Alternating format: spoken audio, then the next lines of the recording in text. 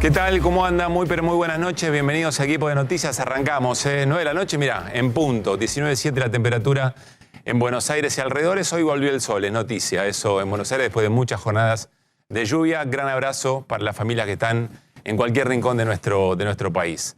Vamos a repasar tres elementos, tres decisiones del gobierno o tres episodios de las últimas horas en los que podríamos llegar a concluir que el gobierno está recalculando su manera de intervenir, sobre todo en la realidad económica de argentinos y argentinas. Recalculando, y nos lleva a una pregunta que tendremos sobre el final de estos tres episodios, que es recalculando por qué o recalculando qué eventualmente. Es probable que el gobierno esté pensando que hay todo un manual de cómo pretende hacer las cosas que entra por lo menos en una zona de discusión por el efecto que tiene en un sector muy importante de la ciudadanía, un sector que todavía lo legitima. Pero vamos a arrancar por, insisto, son episodios de los últimos días, en algunos casos hasta de las últimas horas. Vamos a arrancar con el tema prepagas, pero recordemos algo, el gobierno con el decreto de Sturzenegger, el decreto 70, lo que hizo, entre muchas otras cosas, fue desregular una enorme cantidad de actividades económicas, entre ellas la actividad de la salud privada. Y entonces dice, bueno, que cada quien, que el mercado resuelva. El mercado efectivamente empieza a resolver y se dan una serie de aumentos como en muchas otras órdenes de la vida económica y de cosas que tenemos muy a mano. Y eso empieza a generar mucha preocupación. Bueno, el gobierno toma una decisión, primero desregula y luego, ayer, vuelve a intervenir, desregula y regula. Deja de intervenir y luego interviene. Pero lo dice de una manera muy específica. Así lo comunicaba hoy el vocero presidencial Manuel Adorni. Presten atención.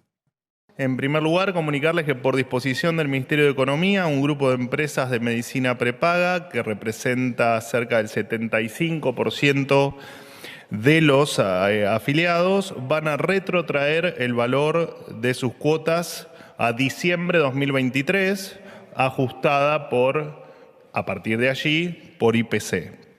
Por el índice de precios al consumidor. Además, deberán aplicar como máximo este índice de precios al consumidor para ajustar las cuotas por los próximos 6 meses.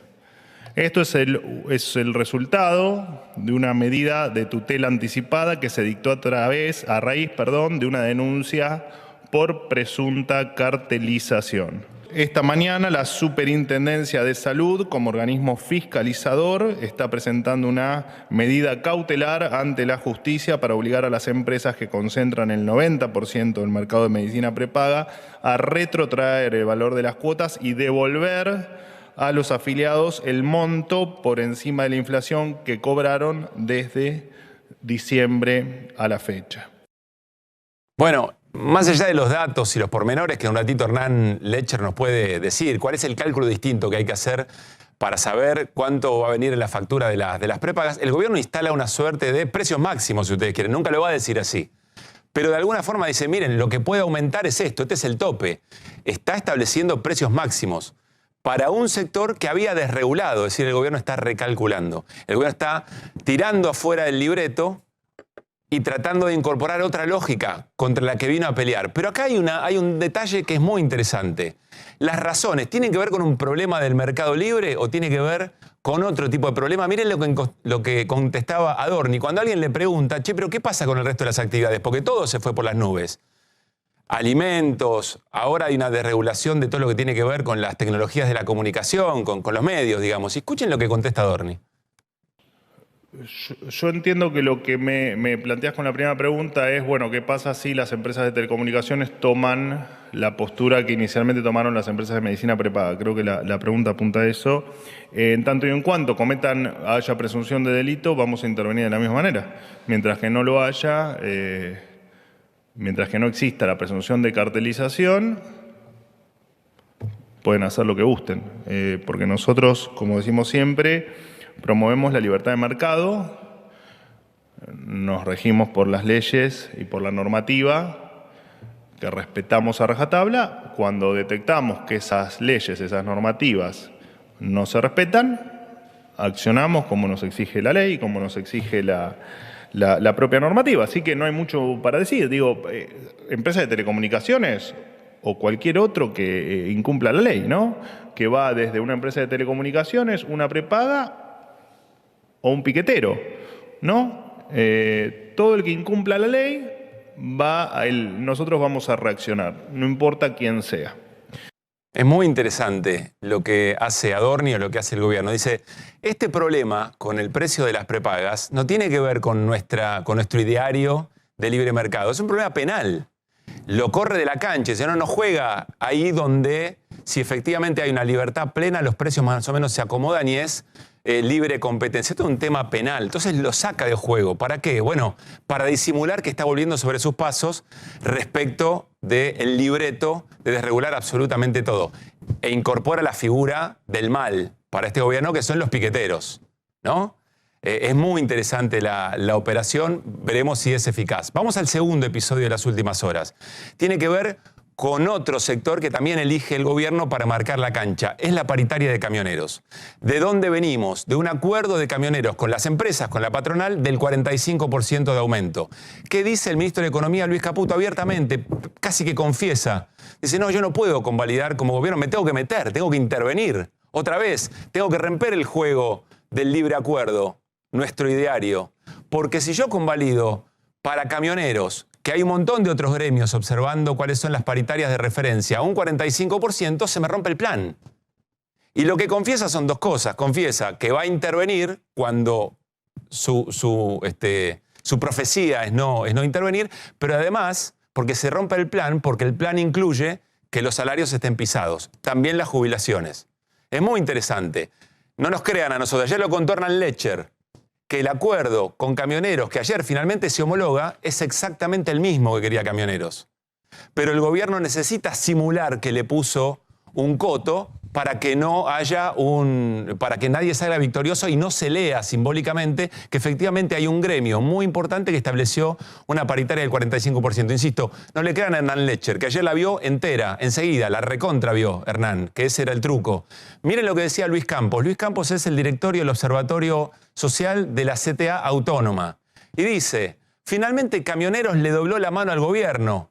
Aceptó modificar el aumento firmado en febrero. Antes era de 25 en marzo y 16 en abril. Recuerden que el gobierno dice 14 en abril techo, 14 en marzo, 9 en abril eran los techos. Ahora es 15% más 10 en marzo, es decir, dos componentes distintos, uno remunerativo, una suma fija, y 10,4 más 5,6 en abril. Hagan la suma. En el bolsillo, el camionero va a recibir exactamente la misma plata que pactó en la paritaria. A cambio, sumó un mes más de aportes patronales a la obra social. Después en mayo se verá, habrá otra negociación. Pero el camionero se llevó lo que pactó. Y el gobierno logró dibujar algo como para que efectivamente el Ministerio de Economía no reconozca que recalculó, que volvió sobre sus propios pasos. Un último dato antes de entrar en alguna pregunta a modo de conclusión. Y tiene que ver con las universidades, el presupuesto universitario. Ayer les contamos y les mostramos de qué manera cómo se materializa una situación de emergencia, por ejemplo, en la Universidad de Buenos Aires. Sin luz, sin gas, sin ascensores. Hoy, un tuit de Alejandro Álvarez, que es el subsecretario de Políticas Universitarias, es el referente del gobierno que se juntó con todos los rectores y las rectoras de las universidades nacionales y por lo que cuentan rectores y rectoras, dijo no hay plata, no pidan más porque no hay. Bueno, miren lo que posteó hoy en la red social X. El 9 de abril, hace 7 días, ingresó la nota de pedido de ampliación presupuestaria de la Universidad de Buenos Aires, una de las universidades que está pidiendo mayor presupuesto. Se le notificó que se aceptaban sus pedidos y ya está firmado el pago. Sin embargo, cortan la luz para seguir sembrando el pánico entre los alumnos. Es mentira que no van a abrir en el segundo cuatrimestre, pero evidentemente quieren aterrorizar. Atención al verbo. Quieren aterrorizar y lo hacen las autoridades. Le está diciendo el gobierno a las autoridades que están generando terror en estudiantes, en la comunidad educativa y sobre todo en la sociedad que está mirando esto con mucho detalle. ¿Por qué? Porque la universidad pública en la Argentina, como muchos otros elementos, son constitutivos de la clase media. Y vamos entrando en la verdadera preocupación del gobierno en este recalcular. Hoy, Emiliano Jacobiti, el vicerrector de la Universidad de Buenos Aires, le contestó a Alejandro Álvarez sobre si esto efectivamente era así, si el problema ya estaba resuelto. ¿Qué está diciendo el gobierno? El problema está resuelto. No hay inconveniente. Hay una movilización muy importante el próximo 23. ¿Estará queriendo el gobierno desinflar esa movilización porque en algún punto le tiene miedo? Miren lo que decía Jacobiti. Bien, ¿qué onda este tuit?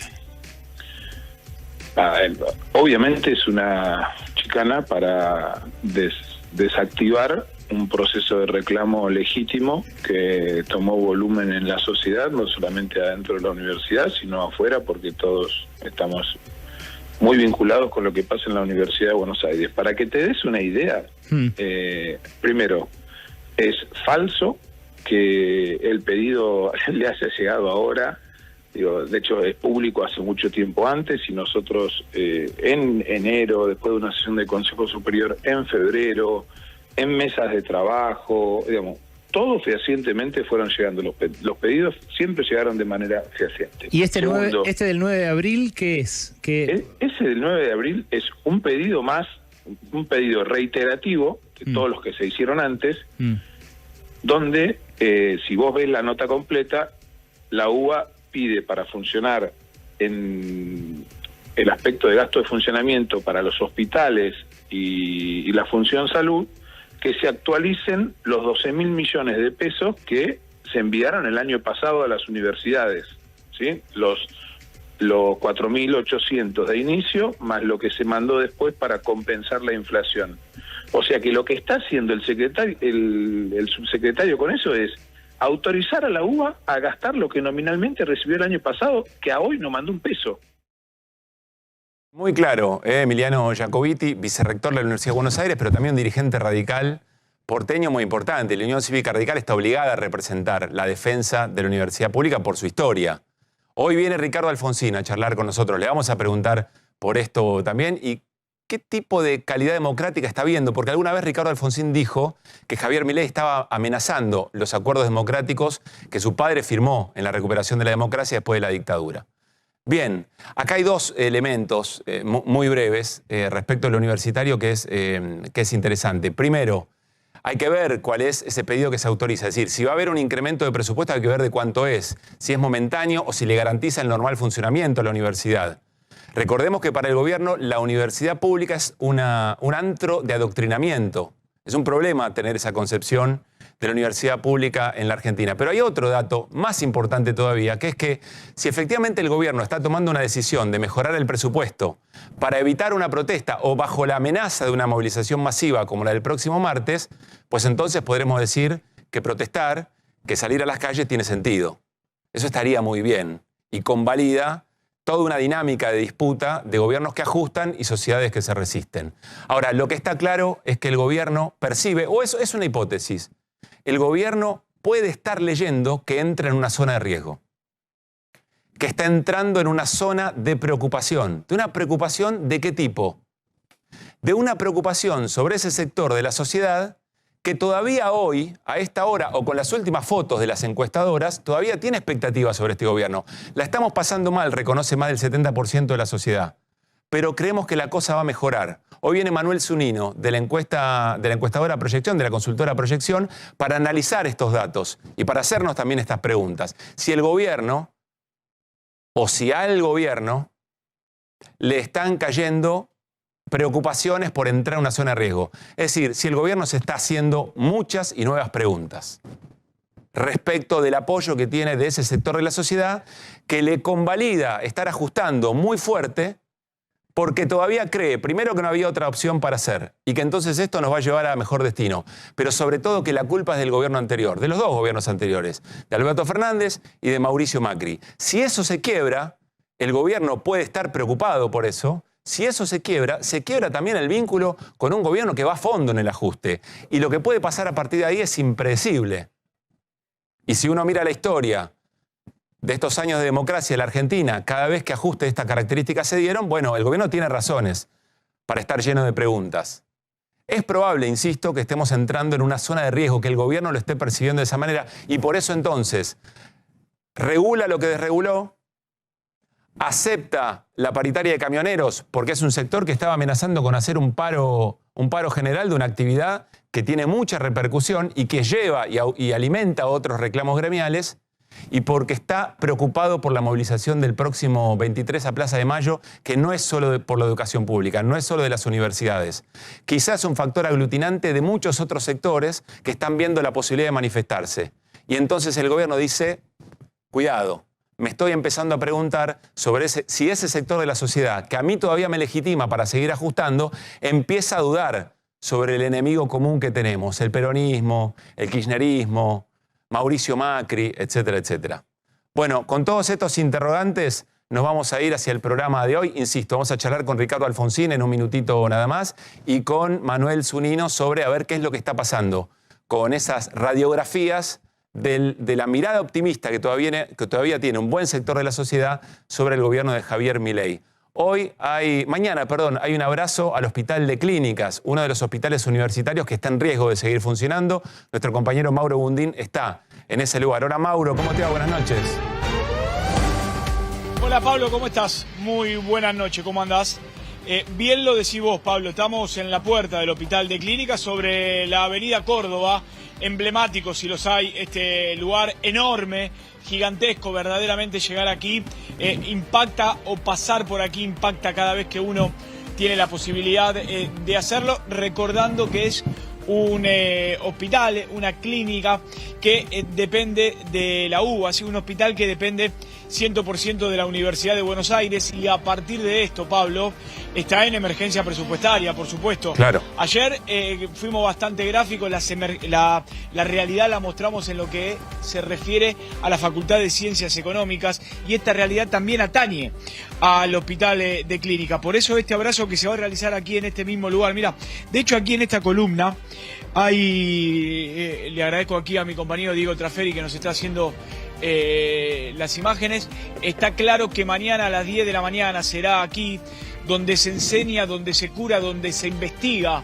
Ese es el eslogan en un principio para lo que será el abrazo simbólico al Hospital de Clínicas a las 10 de la mañana. Luego sí hablará el director del Hospital de Clínicas para dar un pantallazo de cómo está la situación en esta emergencia económica, en esta emergencia presupuestaria. Pero la realidad es que va mucho más allá de lo que parece el Hospital de Clínica, Pablo, porque por aquí, por este lugar donde estoy yo, por estas mismas escalinatas, por esa puerta que da a la calle, a la avenida Córdoba, y por la que está en la entrada contigua que da a la calle Paraguay, ingresan por día 10.000 personas. ¿Sí? Son 10.000 personas que vienen a trabajar, si son personal administrativos, a estudiar, a hacer prácticas, aquellos estudiantes que lo hacen en la Facultad de Medicina. Por aquí, por ejemplo, se hacen 9.000 operaciones al año, ¿sí? 9.000 operaciones al año. Y todo se está manejando hasta el momento con lo que es el presupuesto de 2023. Claro, pero el 2023 a hoy hay una inflación interanual superior al 250%, por ende el presupuesto que tiene el Hospital de Clínicas alcanza solamente hasta mayo. Sí, lo que pueda llegar a acontecer a partir de junio es toda una disyuntiva, es toda una duda, es todo un interrogante. Por esto que yo te cuento, Pablo, el presupuesto alcanza hasta mayo, porque se está manejando con el presupuesto de 2023. Bien, Mauro, muy completo el informe para entender de qué se trata el Hospital de Clínicas, que no es solamente algo simbólico, quizá haya muchos sectores de la sociedad, incluso generacionalmente hablando, que haya que volver a explicar por qué estas cosas son importantes y que no son un capricho de algún sector de la política o de alguna autoridad, en este caso la Universidad de Buenos Aires. Gracias, Mauro, volvemos en cualquier momento. Gran abrazo y buenas noches por las dudas. Bueno, enseguida vamos con todo el equipo. Está Hernán Lecher, está por supuesto Melody. Hoy nos visita Martín Granowski, Fernando Cerolini, todo el equipo de Noticias para conversar un ratito y hablar sobre cada uno de estos temas. ¿Me voy a ir al encuentro? ¿Sí? ¿Puedo ya? Al encuentro de Ricardo Alfonsín. Me parece muy importante la palabra de un referente radical, insisto, por lo que lo de la democracia puede estar en juego y también, sobre todo, qué es lo que está pasando con la oposición y las distintas estrategias para construir efectivamente y representar todos estos sectores que les estamos comentando. Me voy a la mesa un segundito nada más. ¿Qué dicen? ¿Cómo andan? Bien. Buenas noches. Pablo, ¿cómo estás? Bien. Buenas noches. Bueno, en un ratito, Hernán, vamos a hablar de precios mayoristas, porque hoy el presidente Javier Milei celebró qué es lo que está pasando ahí, ¿no? Sí, efectivamente. Un poco lo que vos decías, después vamos a ver la curva descendente, pero permitime retomar una cuestión de Sí, claro. de las prepagas, porque hay mucho debate y hay mucha gente preguntando y demás. En realidad, la discusión es, hoy lo que hay es una resolución de la Secretaría de Comercio que lo que hace es, para mayo, retrotrae el precio a lo que era diciembre más la inflación de enero, febrero y marzo. Lo que pasa es que a la par de eso, la Superintendencia de la Salud fue a la justicia y dijo, además queremos que le devuelvan a los usuarios. Entonces están las dos cosas en paralelo, pero la Secretaría de Comercio no puede determinar la devolución de esos montos. Solo puede determinarlo el Poder Judicial, digamos. Solo puede determinarlo el Poder Judicial, pero sí existe una resolución de la Secretaría de Comercio que determina esto de aquí para adelante. Bien. Sí, Fernando. No, yo creo que a mí lo que me ha esperanzado un poco este tema de las prepagas es que quizá retrotraigan el precio de la cerveza y de los fideos, que están cartelizados bastante más todavía que las prepagas. Y subieron igual o más que las prepagas. Esperemos que en una de esas se retrotraen todos los precios y devuelven todo lo que pagamos en el supermercado desde diciembre ahora, ¿no? O los combustibles también, ¿no? Sí, Podríamos claro. como detallar un montón de cosas. Bueno, después lo charlamos, pero quizá dependa sobre cómo se identifican cada uno de estos temas con ese tercio fluctuante de la sociedad que todavía le mantiene un apoyo muy importante a Javier Milei. Algo interesante, vinculado con esto, cerramos y vamos con Ricardo Alfonsín, Martín Granós, que hoy nos va a hablar de lo que se acuerdan Diego Velar, el ex embajador de Mauricio Macri en Estados Unidos, en China, también en Brasil tuvo esa experiencia. Decía sobre Mondino, la canciller Mondino, la canciller Bombero, porque parece que también ahí hay un recalcular de las relaciones con otros países, porque va Mondino tratando de apagar los incendios que el propio presidente fue generando con distintos países. Martín, en un ratito lo hablamos, si te parece. Sigue generando Chile, Bolivia. También. O sea que si es bombera va a tener que vivir recorriendo con la manguera permanente. Bueno, y atención porque no todas son buenas para Elon Musk, y en un ratito Melody también nos va a estar hablando sobre eso. Acompáñenme, nos vamos al encuentro de Ricardo Alfonsín, al living. ¿Qué dice Ricardo? ¿Cómo anda? ¿Cómo le va, Pablo? Muchas gracias por venir. No, al contrario, gracias por la invitación. Muy amable. Quiero arrancar primero con algo muy sensible para el radicalismo, que es la educación pública y la universidad pública sobre todo. ¿Cómo está viendo esa escena y si el radicalismo hoy está a la altura de las circunstancias respecto de esta cuestión? De esta cuestión creo que sí. Creo que toda la ciudadanía, para toda la ciudadanía es muy sensible este tema. Debería serlo. Me preocuparía muchísimo si me entero de que hay un porcentaje importante de la sociedad a la que no le interesa la educación, a la que no le interesa la universidad, a la que no le interesa que la universidad sea pública y gratuita y excelente. No, yo creo que a toda la sociedad le preocupa esto. Y es realmente difícil de explicar lo que están haciendo con la educación. Muy difícil de explicar. ¿Y por qué cree que lo hacen, Ricardo? Bueno, porque son unos fundamentalistas. Es así, esos son. Unos fanáticos. Leen en los libros. ¿Es un gobierno fundamentalista? Absolutamente. Absolutamente. Un fundamentalista, un fanático, dogmático. Se sienten dueños de la verdad. Pero claramente uno se advierten estos rasgos, ¿no? Por eso, bueno, maltrata a los que piensan distinto, pero maltrata. ¿De qué manera? Yo nunca había visto, y les digo a los que se rasgaban las vestiduras en el altar de la República y la democracia, a los que organizaban marchas por la democracia, ¿no? Cuando no había ninguna razón para hacerlo. Bueno, a ver qué piensan. Yo nunca había visto a un candidato primero, y se relativizaban estas cosas, se relativizaban las barbaridades que decía de la oposición, las barbaridades que le decía, y sigue diciendo a los periodistas, las barbaridades que le decía incluso a los empresarios. Eso no... Ahora, Ricardo, hay un sector de la oposición que dialoga con el gobierno que cuando se plantean estas formas de Javier Milei, lo primero que dicen es, bueno, pero ¿y con el kirchnerismo qué? Con el kirchnerismo esto era peor con Cristina, era peor con ese momento. Bueno, yo no hago esa comparación porque me parece que eso no justifica nada, suponiendo que fuera peor. Yo lo que digo, lo que hacían cuando en el anterior gobierno o en otros, se hacía el 1%. Yo nunca vi a un presidente o a un candidato a presidente decirle, sinceramente, gusanos, parásitos, nido de ratas, decirle al Congreso, decirle excrementos humanos a los que son keynesianos, ¿no? Porque tienen una mirada distinta acerca de cómo se debe organizar un aspecto tan importante de la sociedad como es el económico, del cual dependen muchísimo las condiciones de vida. Nunca había habido alguien que tratara así, que le dijera a un periodista cuando lo contradecía, ensobrado, porque no es nuevo esto, ¿eh? Yo veo que ahora reaccionan, gracias a Dios, pero esto no es nuevo. Yo lo decía en la campaña, que este señor, tal vez sin darse cuenta, porque no tiene demasiada... Es que sabe mucho de economía. Si solo sabe de economía, ni de economía sabe, ¿no? Bueno, ¿Cómo es esa frase? El que sabe mucho de economía, si solo sabe de economía, ni de economía sabe. No sé quién lo dijo, un economista, pero quiero decir, yo creo que no tiene idea de acerca de qué es lo que es la política, de qué es gobernar, de qué es la democracia, cuáles son los valores que hay que promover, cuál es el sujeto democrático que hay que promover, cuál es la cultura democrática, hay valores, hay que tratar de fomentar. Esto, el odio, la bronca, el desprecio... Eso no es compatible.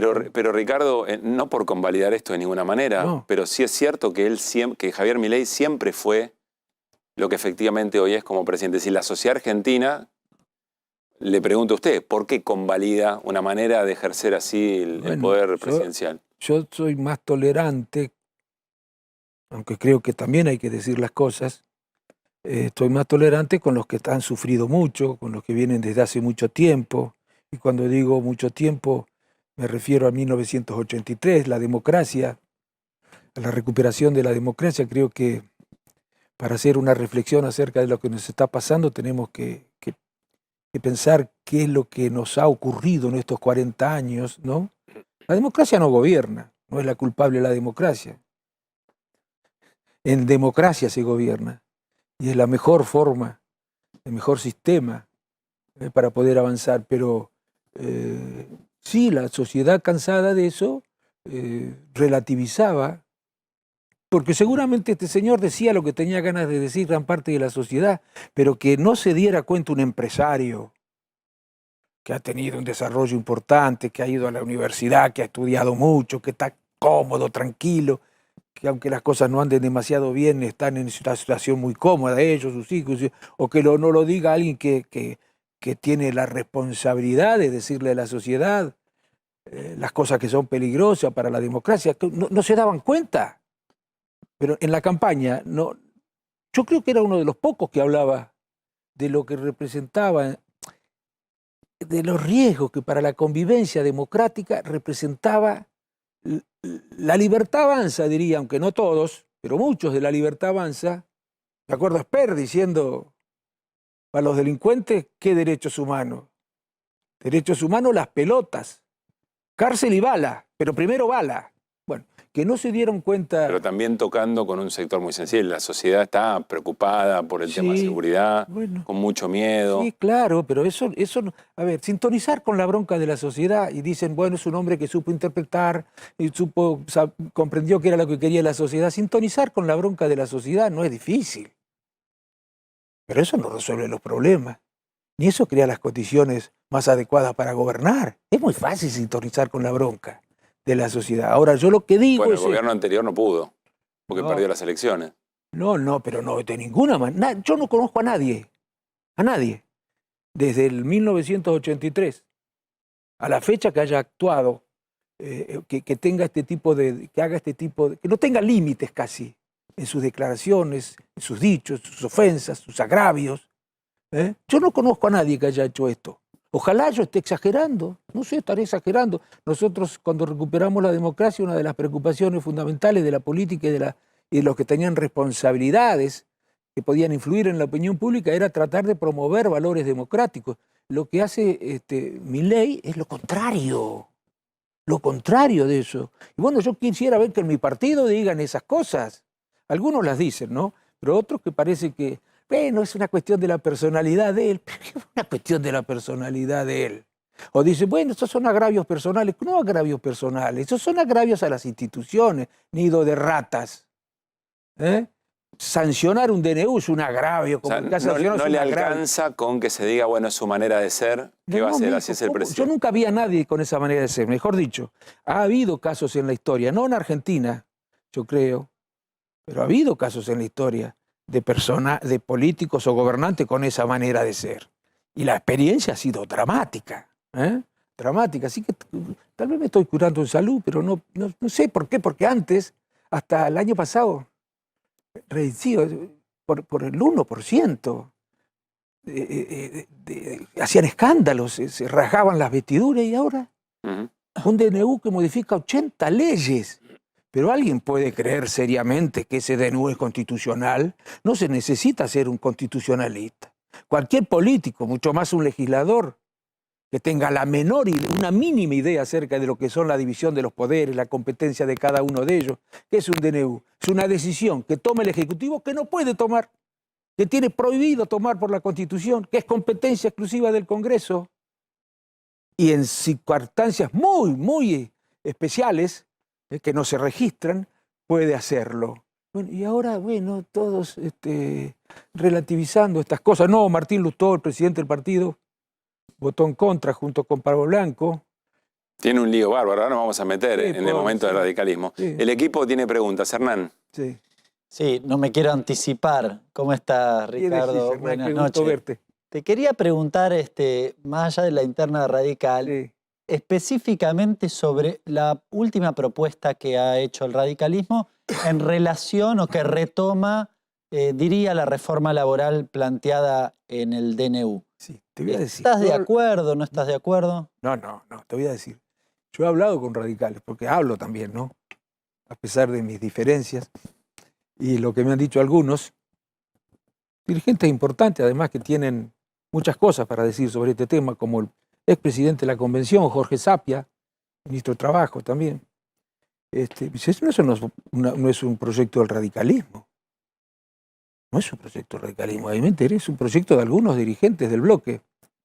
Pero desde el punto de vista de los procedimientos seguidos, desde el punto de vista de lo que es importante en un partido, las ideas, los principios, los valores, los programas, las representaciones sociales, eso no es un proyecto radical. Pero además, mira, yo jamás, si fuera presidente del bloque, presentaría un proyecto en estos temas sin consultar con el partido. En segundo lugar, sin consultar con la OTR, que es la Organización de los Trabajadores Radicales, que es importante. Hay muchos radicales que están en sindicato. Sin consultar con el conjunto de los trabajadores, para escuchar la opinión de ellos y consultar con las pymes también. O sea, ¿no es un proyecto orgánico del radicalismo, del partido Hasta radical? donde yo sé, no, pero desde el punto de vista de las ideas, ese no es un proyecto radical. Nosotros tenemos que defender principios que están asociados además a ciertos intereses. No hay contradicción entre interés y principio, ¿no es cierto? No necesariamente. La necesidad de defender a los que viven de un salario, la clase media, los trabajadores, tiene que ver con un principio de justicia. Lograr relaciones entre capital y trabajo justas, que no sean tan desequilibradas como las que se dan en el mercado. Por eso, no sé, solamente digo que un hombre que leía en los libros y creía que la realidad es como lo que se dice en los libros, podía creer que si liberaba los precios, la competencia, que es perfecta, va a hacer que bajen los precios y que nadie se abuse en el mercado porque no lo puede hacer, según los teóricos de la economía. ¿Y cree que va a tener costo para el gobierno volver atrás? Lo está teniendo. ¿Lo está teniendo? No, sí, me parece que muchos están preocupados porque no los tenga. Les preocupa también la manera en la que Milei gestiona porque puede terminar, puede la sociedad definitivamente. Iba a decir otra cosa, puede terminar y empezó a pensar. La paciencia no es infinita. Yo no digo, la paciencia no es, pero ¿qué va a pasar? A muchos les vienen muy bien estas políticas, las grandes corporaciones, a los titulares de lo que se puede llamar el poder económico, a los que defienden las ideas más liberales, que son respetables, pero ultraliberales, ¿no? Pero no son las que el radicalismo cree que son las mejores. Bueno, a todos esos les preocupa que Milei termine generando en la sociedad desencanto, desilusión, y cuando esto se manifieste, espero que tenga la templanza, la prudencia, para poder sobrellevar la situación, que es gobernar con la mayoría en contra. ¿Y si no la tiene? Bueno, tendremos que hacer un esfuerzo los que estamos en la oposición para que no se generen los problemas, que no se agraven los problemas institucionales, que este tipo de comportamientos, los que existen en la Libertad Avanza, porque no es solo el presidente, Ya hemos visto cómo se manejan. Esto es grave. No nos damos cuenta. Ahora, ¿son los políticos los únicos que tienen que decir estas cosas? Yo creo que todos los que tienen posibilidad de influir en la opinión pública tienen que advertir acerca de los riesgos que esto representa, no para el gobierno, para la sociedad, para la democracia, para las instituciones. Yo espero que el presidente reflexione. Ofender, como ofende a los periodistas. Yo creo que se los puede criticar a los periodistas, ¿eh? Se los puede contradecir, Sí, claro. y se les puede decir, bueno, vos no pensabas así, ahora pensás así, explícame por qué. Bueno, pero se puede decir todo de otra manera. Siendo el que debe cuidar la investidura presidencial, ¿sabe quién es, Pablo? El primero obligado, el presidente. Y no la cuida cuando dice estas cosas, ni la cuida cuando ofende a presidentes de otros países del mundo. Fernando tiene pregunta, Ricardo también. Sí, sí. ¿Cómo le va, Ricardo? ¿Qué tal? ¿Cómo le va, Fernando? ¿Sabes qué me pasa cuando los veo tan lejos? Grito. Me parece que... Es humano, está muy bien. Escúcheme, no, a mí me preocupan estos cambios estructurales que a veces parece que alguien se levantó un día a la mañana y dijo, bueno, vamos a cambiar todo ya que está. Y la intención era inicialmente privatizar YPF, privatizar el Banco Nación y privatizar también el Plan Atómico. Cosas realmente que parecen descabelladas. Pero lo que le pregunto, el radicalismo tiene una historia muy particular, que es la fundación de YPF, que es anterior a la fundación de Pemex en México, señor, y de Petrobras en Brasil, sí, con el general Mosconi. Digo, ¿qué va a hacer el partido ahí? Porque eso ya es como el tema de las universidades. Son dos temas que no puede haber mucha... El radicalismo, si no quiere perder su historia, me parece que ahí no puede tener muchas dudas, ¿no? Yo creo en muchas otras cosas. Quieren privatizar el Estado. Es decir, que la política tenga la menor injerencia posible en aspectos importantes de la sociedad, en particular en la economía. Esto es todo lo que tiene que ver con la economía, desde los salarios hasta la asignación de los recursos, hasta la relación entre la naturaleza y la actividad económica. Todo esto lo tendría que decidir el mercado, porque el mercado sabe todo el mercado. El mercado es el más justo, además. La justicia social es una aberración, un concepto aberrante. La única justicia social es la del mercado. Bueno, todo lo que está pasando nos está dando la razón a los que en la campaña decíamos que iba a pasar esto. No lo podíamos entonces probar, porque la remisión al pasado no tiene mucha fuerza probatoria, pero ahora sí la realidad nos está demostrando que estas recetas, no solamente en la Argentina, no resuelven los problemas de los sectores que más vienen sufriendo desde hace tiempo. Pero Ricardo, complican. Las otras tampoco, podría decir, el sector de la sociedad que votó a Milei. Todo lo que se hizo antes tampoco le resolvieron los problemas, si no, no se llegaría a esta situación. Bueno, seguramente... ¿Cómo hace la ciudadanía preocupada por su día a día para entender que efectivamente aquello no funcionó? Lo anterior tampoco. Bueno, está bien. Yo lo que creo que con esta receta la historia lo demuestra, la historia de Argentina, y lo demuestra la historia de otros países. Miren, pero a mí yo no soy un economista, desde luego. La teoría económica no me interesa demasiado, porque yo no sé si ni existe la ciencia económica, porque es una disciplina que está impregnada de valores, de intereses, de relaciones de poder. Bueno, en fin, la economía, unos dicen una cosa, otros dicen lo contrario, y los dos sacan premios. Es una ciencia social, no es una ciencia exacta. Una ciencia social, exacto, no es una ciencia exacta. Quiere decir que está impregnada de valores, que está impregnada de prejuicios y de juicios, ¿no? De intereses. No funciona con una fórmula que te da siempre el mismo resultado. Bueno, eso es lo que creen algunos, que son así tan dogmáticos. Si el libro dice esto, tiene que funcionar en la realidad. No es y la prueba de que no funciona en la realidad es lo que pasó con las prepagas. Ahora le echan las culpas a la prepaga, a Velocopit. No es Velocopit, es el sistema. Es el capitalismo sin controles. Es el heroico homo economicus de Milei, el que produce estos abusos. Hay que controlar. Y si esto no, que está pasando en las prepagas, ha pasado en otras, no solo, lo dijo Hernán, creo recién, o Fernando. Sí.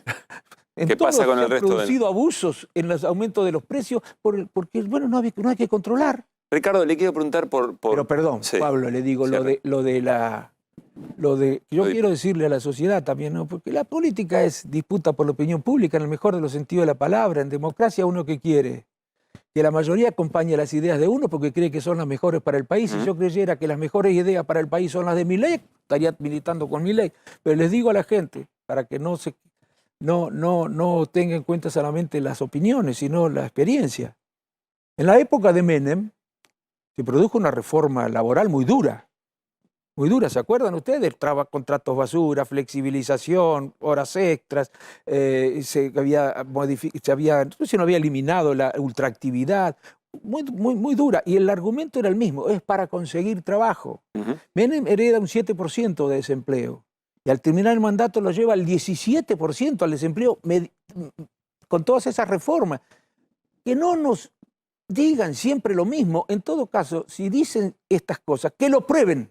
¿En qué país del mundo se han aplicado estas recetas, estas modificaciones en los derechos de los trabajadores y el resultado ha sido un aumento de trabajo? No ha aumentado el trabajo y en todo caso si aumentó es un trabajo basura, precario, de 1 hora por día, de tiempo, no sé. El gobierno dice exactamente lo contrario. El único país que no entendió que el problema de la inflación es lo monetario, corregime Hernán, es su política monetaria, es la Argentina. El resto lo entendieron todo. Bueno, verá que no es que ahora la realidad está demostrando que no es solo un problema monetario, pero además tengamos en cuenta respecto de la gestión anterior 2 o 3 cosas que desde mi punto de vista son muy importantes. Pongamos contexto. Tuvo que manejarse en una situación muy difícil. Por supuesto, siempre se cometen errores. Siempre. Y seguramente se han cometido errores, seguramente muchas cosas se pueden haber hecho mejor, pero digo, hubieran ido mejor las cosas con la receta que proponía el PRO o la que propone Milei. Fíjense, una deuda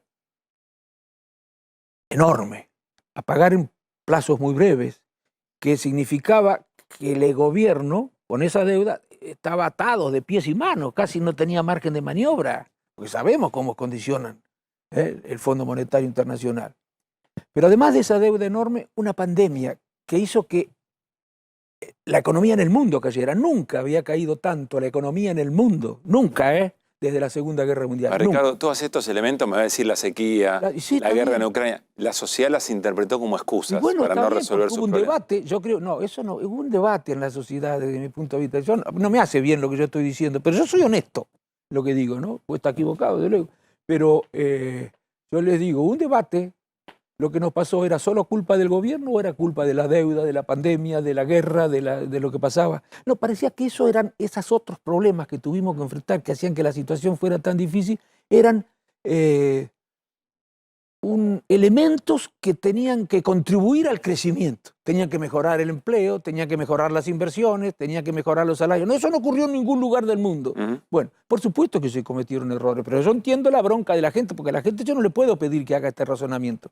Ahora, hay ciertos sectores de la sociedad que sí yo le puedo pedir otro tipo de razonamiento. Ya la gente que está con tanta bronca, padeciendo tantos problemas, no tenemos derecho a exigirle eso, porque yo estaría muy embroncado también si me encontrara en esa situación. Pero, bueno, y el partido espero que vuelva sobre su fuero. Ahí está Martín Lustó. Por momento me entusiasma. ¿Qué es el radicalismo hoy? ¿Es Martín Lustó y sus ideas críticas al gobierno Milei o es De Loredo en la representación de la bancada? Yo con todo el respeto lo digo a De Loredo y a todo. Lo que pasa es que, bueno, no puedo dejar de decir lo que pienso. No tiene nada que ver con el radicalismo las cosas que proponen ellos. Ni ninguno de los que... ¿De Loredo no es radical? Bueno, formalmente sí, pero desde el punto de vista de lo que es importante en un partido, no es radical. El otro día dijo que, no sé, ¿qué dijo? Algo cerca de que las ideas le importaban. Bueno, pero entonces, ¿estás seguro de que estás en el partido correcto? Porque esas no son las ideas del partido, históricamente. Alguno me dirá, ¿y quién tiene el radicalómetro? No, yo no, De Loredo tampoco. Yo no lo tengo, por supuesto, no lo tiene Sanz, por supuesto, no lo tiene este chico, ¿cómo es? El formoseño Naidenov, no lo tiene, bueno, Manes, no lo tiene Martín Lustó, no. ¿Saben quién lo tiene? La historia, que lean un poquito de historia, ¿para qué nace el partido? ¿Y saben quién lo tiene, si ustedes quieren más concretamente?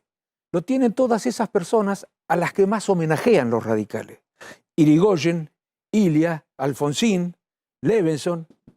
Esos señores hacen exactamente lo contrario de lo que ha venido haciendo el partido. ¿Para qué les rinden homenaje si después van a hacer lo contrario? Yo estoy seguro que ninguno de ellos se hubiera afiliado al radicalismo si el radicalismo siempre hubiera defendido las ideas y los sectores sociales que ha venido defendiendo desde el año 2015. Ricardo. Sí.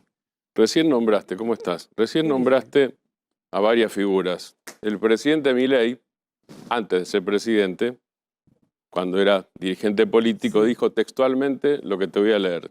Dice, hijo de remil puta, fracasado, hiperinflacionario de Chascomús. Sí. Hablaba de un expresidente que Claro. fue tu padre, Raúl Bueno, esas Alfonsín. son las cosas que degradan la investidura. A ver, yo por supuesto que me preocupa la víctima del destrato presidencial, pero me preocupa la investidura. Porque yo entiendo que él pueda tener en las antípodas de lo que piensa Alfonsín, y entiendo que se le pueden hacer muchísimas críticas a Alfonsín. Pero ¿por qué en esos términos? ¿Por qué necesita odiar? Yo no necesito odiar para diferenciarme de otras fuerzas o para defender mis ideas. No necesito promover bronca. Y eso no es normal. Eso no es una cuestión, ay, bueno, es así la personalidad de él, así que bueno, ya va a cambiar. Primero no cambió, pero eso no es que no tenga efectos en la gestión, en la cultura, en los valores, la ética social. Bueno, no, eso tiene muchos efectos y es muy, muy peligroso. Ahora, si un presidente no se autolimita, vos hablaste antes de límites, si un presidente no se autolimita, ¿cómo se lo limita? Constitucionalmente hablando. No, bueno, tiene número la oposición, ¿eh? Tiene número la oposición para ponerle límites. Yo creo que en este caso, con relación a lo que está pasando en términos de derechos esenciales para lo que se llama la democracia formal, la democracia social, ni me ilusiono con que pueda haber alguna que le podamos poner un límite o podamos llegar a algún acuerdo con él, en lo que tiene que ver con la democracia económica, social, la justicia social, la construcción de una sociedad más justa, más igualitaria, bueno, eso no. Pero en la democracia, en lo que tiene que ver con la democracia política, con los derechos necesarios para que vos puedas elegir y ser elegido, es decir, con esa democracia yo creo que sí le podemos poner límites. Se necesitaría un acuerdo, yo te diría, entre sectores conservadores, sectores progresistas, para ponerle límites en eso. ¿La esperanza está puesta en un gran acuerdo nacional democrático? Yo creo que hay que, a ver, creo que hay que, si este señor no modifica sus actitudes, su destrato a la oposición, al periodismo, a las instituciones, si sigue reproduciendo ayer estaba mirando las barbaridades que le ponía like. Pero eso, Dios mío. Bueno, si eso sigue, eso es natural. Si eso continúa. No, yo creo que la oposición toda tiene que hacer algo, asamblea democrática, algo para que este señor comprenda y para... Una asamblea democrática. No sé, como vos quieras llamarlo. Yo creo que tiene que haber un encuentro de fuerzas políticas comprometidas en serio con la democracia para advertir a la sociedad los riesgos que entrañan este tipo de comportamiento. Estas prácticas, estos discursos autoritarios, estos discursos tan antipolíticos, a mí me preocupa, tal vez porque... Bueno. Y la última, Ricardo, sobre esto. ¿Está bien que la política espere el quiebre de cierta confianza de la sociedad respecto del gobierno, o la política debería anticiparse teniendo en cuenta los riesgos que usted plantea? La política debe anticiparse siempre. La política debe decir, vos podés a veces por prudencia callarte la boca, no decir algo, pero decir lo contrario. Yo no sé cómo algunos radicales dicen, bueno, la gente votó un cambio, y bueno, si votó un cambio hay que apoyarlo. ¿Dónde salió eso? ¿Cómo voy a votar algo? O en todo caso que le digan en el Parlamento, en su discurso digan, miren, yo creo que esto es muy malo para el país. Y que explique por qué es malo, para qué sectores es malo, pero lo voy a votar igual. Y que le expliquen por qué lo va a votar igual. ¿Por qué votarlo es mejor que no votarlo? Que se lo expliquen, tal vez encuentran alguna razón. Yo digo que nosotros tenemos que anticiparnos. Ahora, es cierto que las cosas no son tan simples, no es que comprender la globalidad del hecho puntual, ¿no? Que a veces tenés que ver qué pasa con otras cosas si vos te pones muy firme y no aflojás y no negociás, porque puede ser peor todavía. Pero yo no veo que nosotros estemos haciendo nada en la oposición, salvo Unión por la Patria. Yo no veo que estén haciendo nada en la oposición, por lo menos en términos el partido ahora con Martín Lustó sí ha empezado, pero no sé si lo van a acompañar, pero que le pongan límite, que le pongan freno, que le digan a la sociedad, bueno, la sociedad, yo me acuerdo a mi padre le decían cuando dejó el gobierno, cállese Raúl, dirigentes que están todavía, muy importante, era muy joven en ese momento, cállese Raúl, porque criticaba las privatizaciones y todo eso, no, la gente no quiere oír eso. ¿A mí qué me importa? Decía, yo no estoy... Su padre decía. Sí, decía, mi deber no es decir quedar bien con la gente. Mi obligación es decir, advertir lo que creo, con todo respeto, lo que creo que no hay que hacer en el país y que se está haciendo. Bueno, yo creo que los políticos deben hacer eso, pero tal vez pertenezco a otra generación y bueno, no sé, los políticos, espero que para tener más calidad la política tengan otro tipo de comportamiento. Ricardo, le agradezco mucho. No, Pablo, muchísimas gracias a ustedes. Hernán, Fernando, esta niña. Que esté muy bien. Muchas gracias. Gracias, Muy amable. Muchas gracias. Bueno, me voy a ir al Wall con Hernán Lecher. Vamos a tratar de charlar un poquito. Me gustó esto que dijo Ricardo sobre entender la economía como una matemática, como una cuenta matemática, en vez de estar impregnada por la política. Hablemos de precios mayoristas, algo que celebró el presidente de la Nación. ¿Algún dato en este mensaje que aquí compartimos? Estamos derrotando a la tasa de inflación, dijo el presidente. Falta muchísimo, pero es cierto que hemos hecho un montón. Viva la libertad, carajo. Y cita los precios mayoristas del mes de marzo de 2024. 5,4% y tenemos algún gráfico. Sí, Hernán. Sí, si vemos, no sé si se puede bajar un poquitito y vemos, claro, esto. Que esto es el dato del que hace referencia Milei. Sí. ¿De qué estamos hablando? Del índice de precios mayoristas, de inflación, pero mayorista, que sale para esta fecha. ¿Qué significa el índice de precios mayoristas? Voy a decir, pará, salió el IPC hace unos días, ¿qué me importa este? Bueno, en general se lo usa como una especie de referencia para la inflación minorista del mes siguiente, porque un poco la metodología hace referencia al proceso de formación de precios. No es 100% así, pero si viene muy alto, la inflación va a ser muy alta. Por ejemplo, en diciembre, cuando la inflación fue del 25,5, había sido del 54%. ¿Te acuerdas cuando Milei decía? Claro. Sí. Cuando Milei decía, hice el cálculo y me daba 15.000% anual. Sí. Bueno, hacía referencia a ese 54% que era de esta inflación mayorista. Bien. Hay una curva descendente. Acá yo no entiendo nada de lo que estoy viendo. Te voy a ser franco. Tomemos este primero. Los tres valores no son muy distintos. Sí. Este es lo que se llama IPIM, índice de precios mayoristas, internos mayoristas. Los tres son más o menos similares, tienen algunas diferencias de índole metodológica, pero básicamente dio 5,4, es decir, había dado cerca de 10 el mes pasado, un poco más por encima del 10, ahora lo vamos a ver.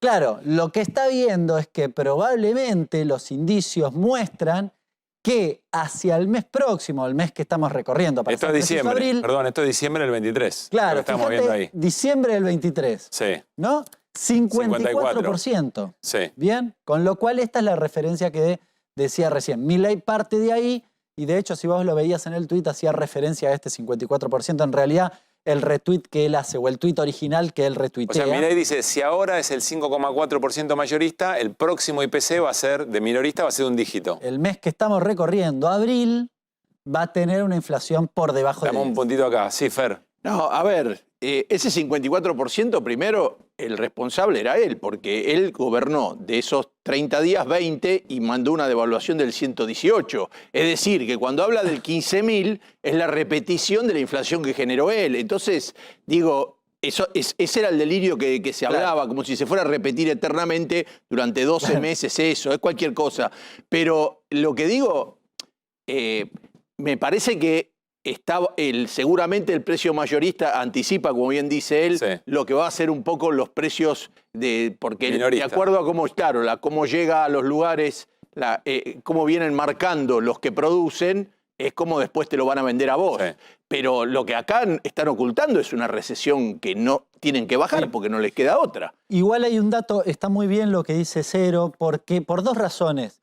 Primero, este 54%, ¿qué hacía Milei? Decía, bueno, 54% lo proyectaba como si todo el año iba a dar igual. Sí. Lo cual era básicamente una ingenuidad, si uso un eufemismo. Pero era la base para decir que había una... Había 15.000, claro. Había 15.000 y que estaba bajando. Es 50 a la 12. De ese 15.000. 50 a la 12 da 15.000. Y hay una segunda cuestión que hace referencia a Cero que me parece bien importante, que es, ¿por qué ese 54? Está relacionado con la devaluación. Y la devaluación la hizo Milei. Esto es muy importante porque, de hecho, hace unos días, cuando salió el índice de precios al consumidor, el minorista, algunos hacían la curva y mostraban que hasta diciembre había aumentado y después bajaba. Decía, pero pará, ¿diciembre de quién fue? ¿A quién se lo endilgamos? ¿No? Y está muy bien. Es decir, yo se lo tengo que...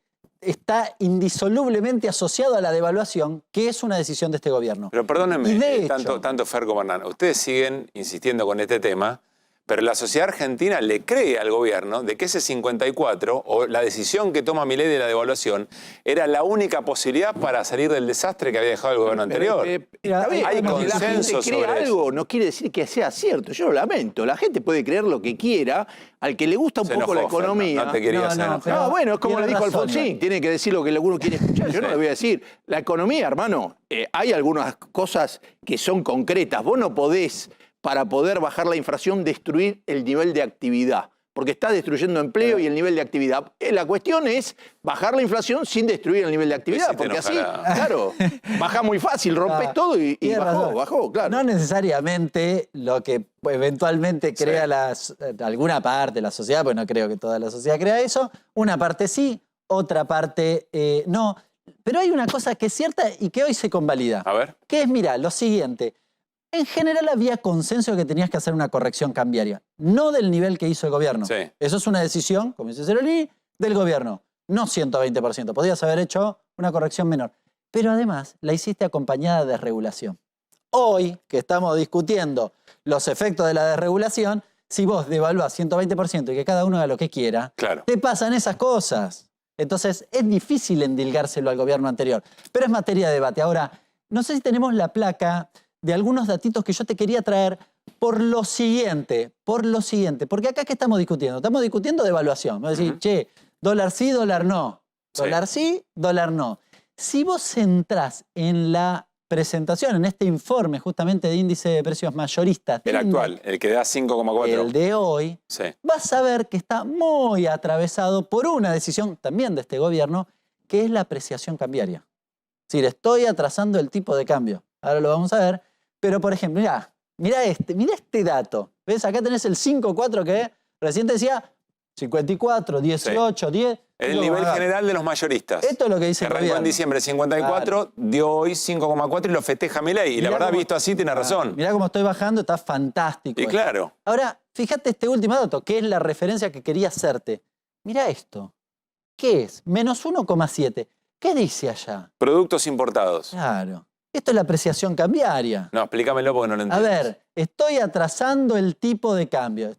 El dólar no se mueve. Sí. Entonces los productos importados se mueven a lo que pasa en el escenario internacional. Se retrajeron un poquitito, bajan. Estos son los productos importados. Una partecita muy chiquitita de lo que consumimos. Claro, el dólar inicialmente llegó a estar, en el inicio de Milei, estaba a 1.100, a 1.100, estuvo el contado con liquidación, todo. Si querían importar, tenían que importar a 1.100, a 1.150. Ahora puede importar a 1.030. Entonces esos precios, los importados bajan. ¿Qué quiero decir con esto? O sea, lo que me está diciendo es con el congelamiento del dólar, el efecto es que los productos importados te dan un retroceso, algo más barato. Claro, y te podría decir, por ejemplo, productos agropecuarios, que no bajó mucho, pero también están atados al tipo de cambio. Lo que quiero decir es lo siguiente. ¿Vos estás diciendo que esto es ficticio? ¿Qué es esto? No, estoy diciendo que es real, pero que el gobierno tiene que tomar una serie de decisiones hacia adelante, básicamente vinculadas con el tipo de cambio, que van a afectar esta cuestión. Claro, lo que vos estás diciendo es que entonces se va a tener que volver a devaluar porque el dólar al precio que está hoy no es real.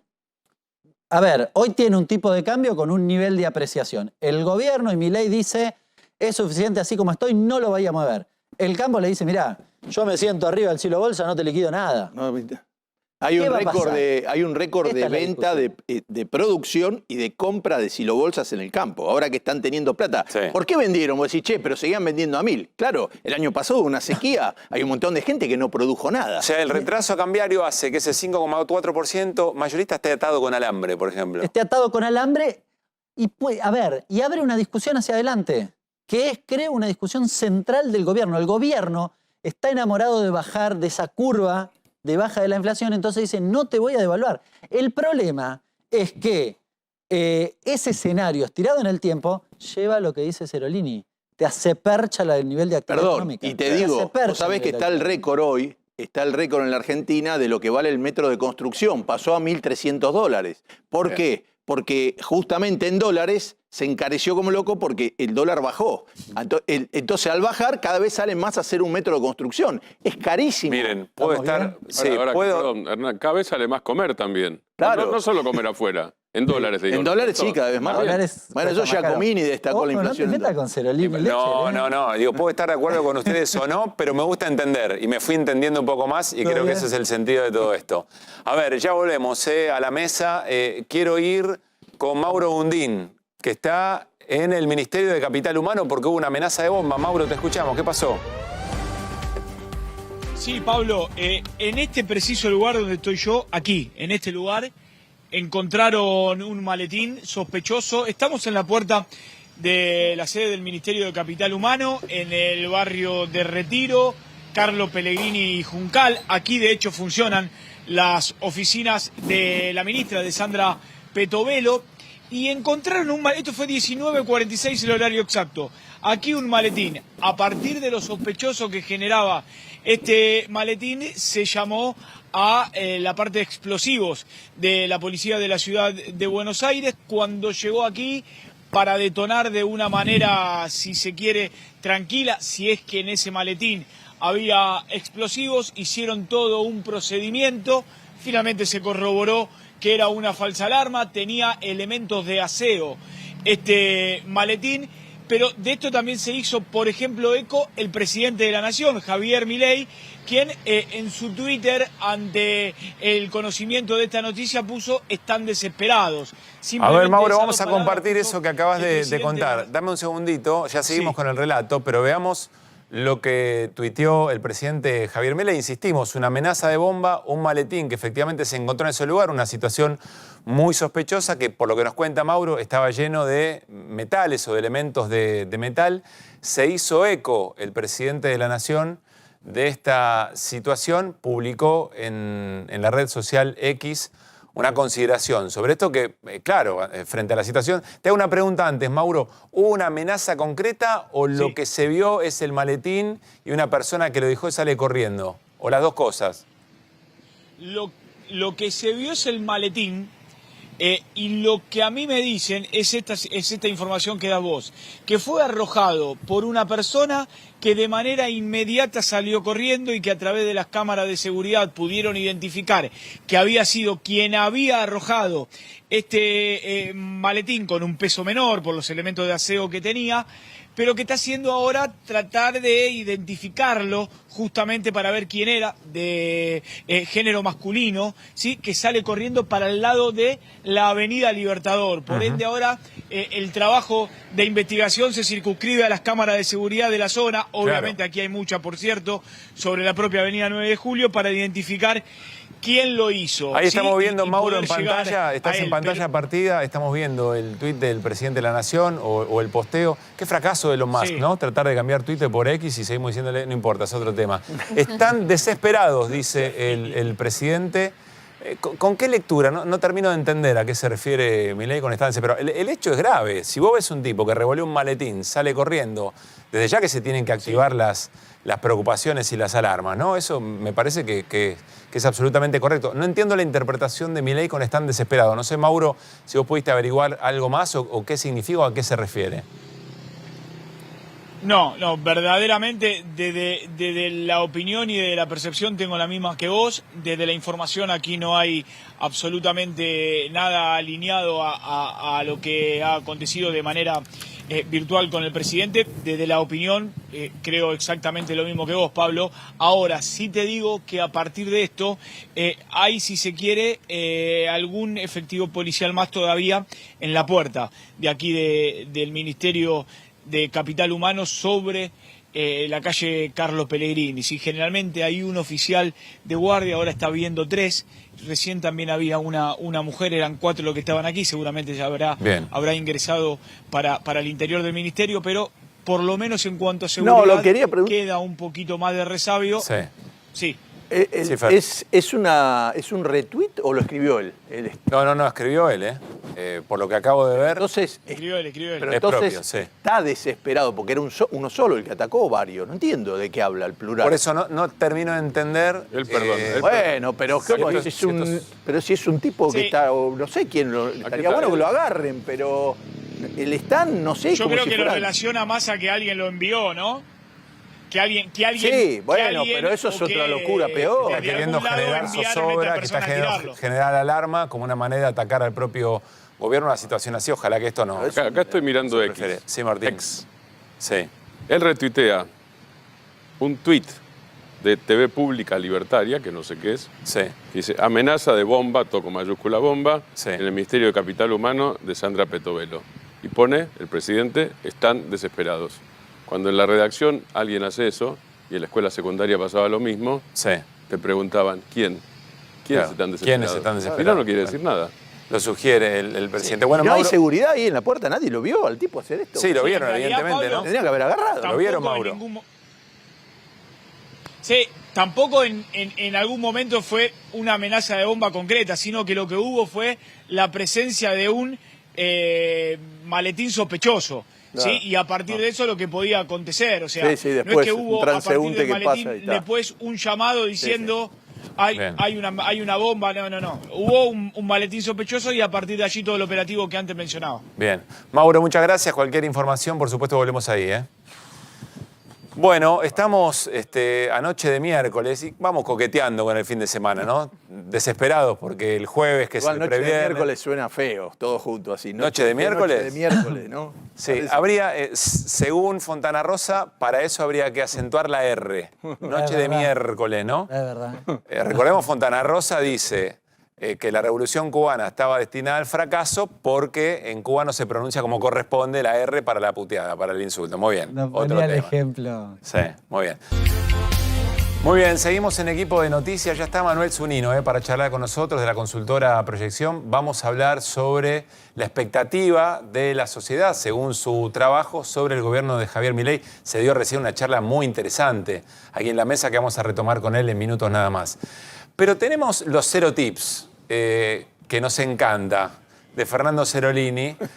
Y vamos a ocuparnos de lo que según Fernando es el 15% de la sociedad argentina son familias veganas. ¿Veganas o vegetarianas? O vegetarianas. No. ¿Qué Hay está entre pasando? veganos y vegetarianos, hay 15%. más de un 10% de la población, ya lo es. Y el tema es cómo ser vegano o vegetariano y no morir en el intento. Bueno, está muy Porque bien. realmente hay una dispersión de precios muy superior a lo que no es este sector, al resto de la población. O sea, es más Porque- caro ser vegetariano o vegano en este Y momento. si no mirás, y sí, Yo soy vegetariana y es mucho más barato. bueno, Ese yo es le voy a el decir, debate, bueno, yo no, quiero que me no diga se podría. en qué precio de la actividad común de un supermercado usted ve esta dispersión de precios. La Vamos a movida empezar. del vegano es muy buena, Ariel. Bueno, es muy buena la movida del vegano. ¿Qué dice?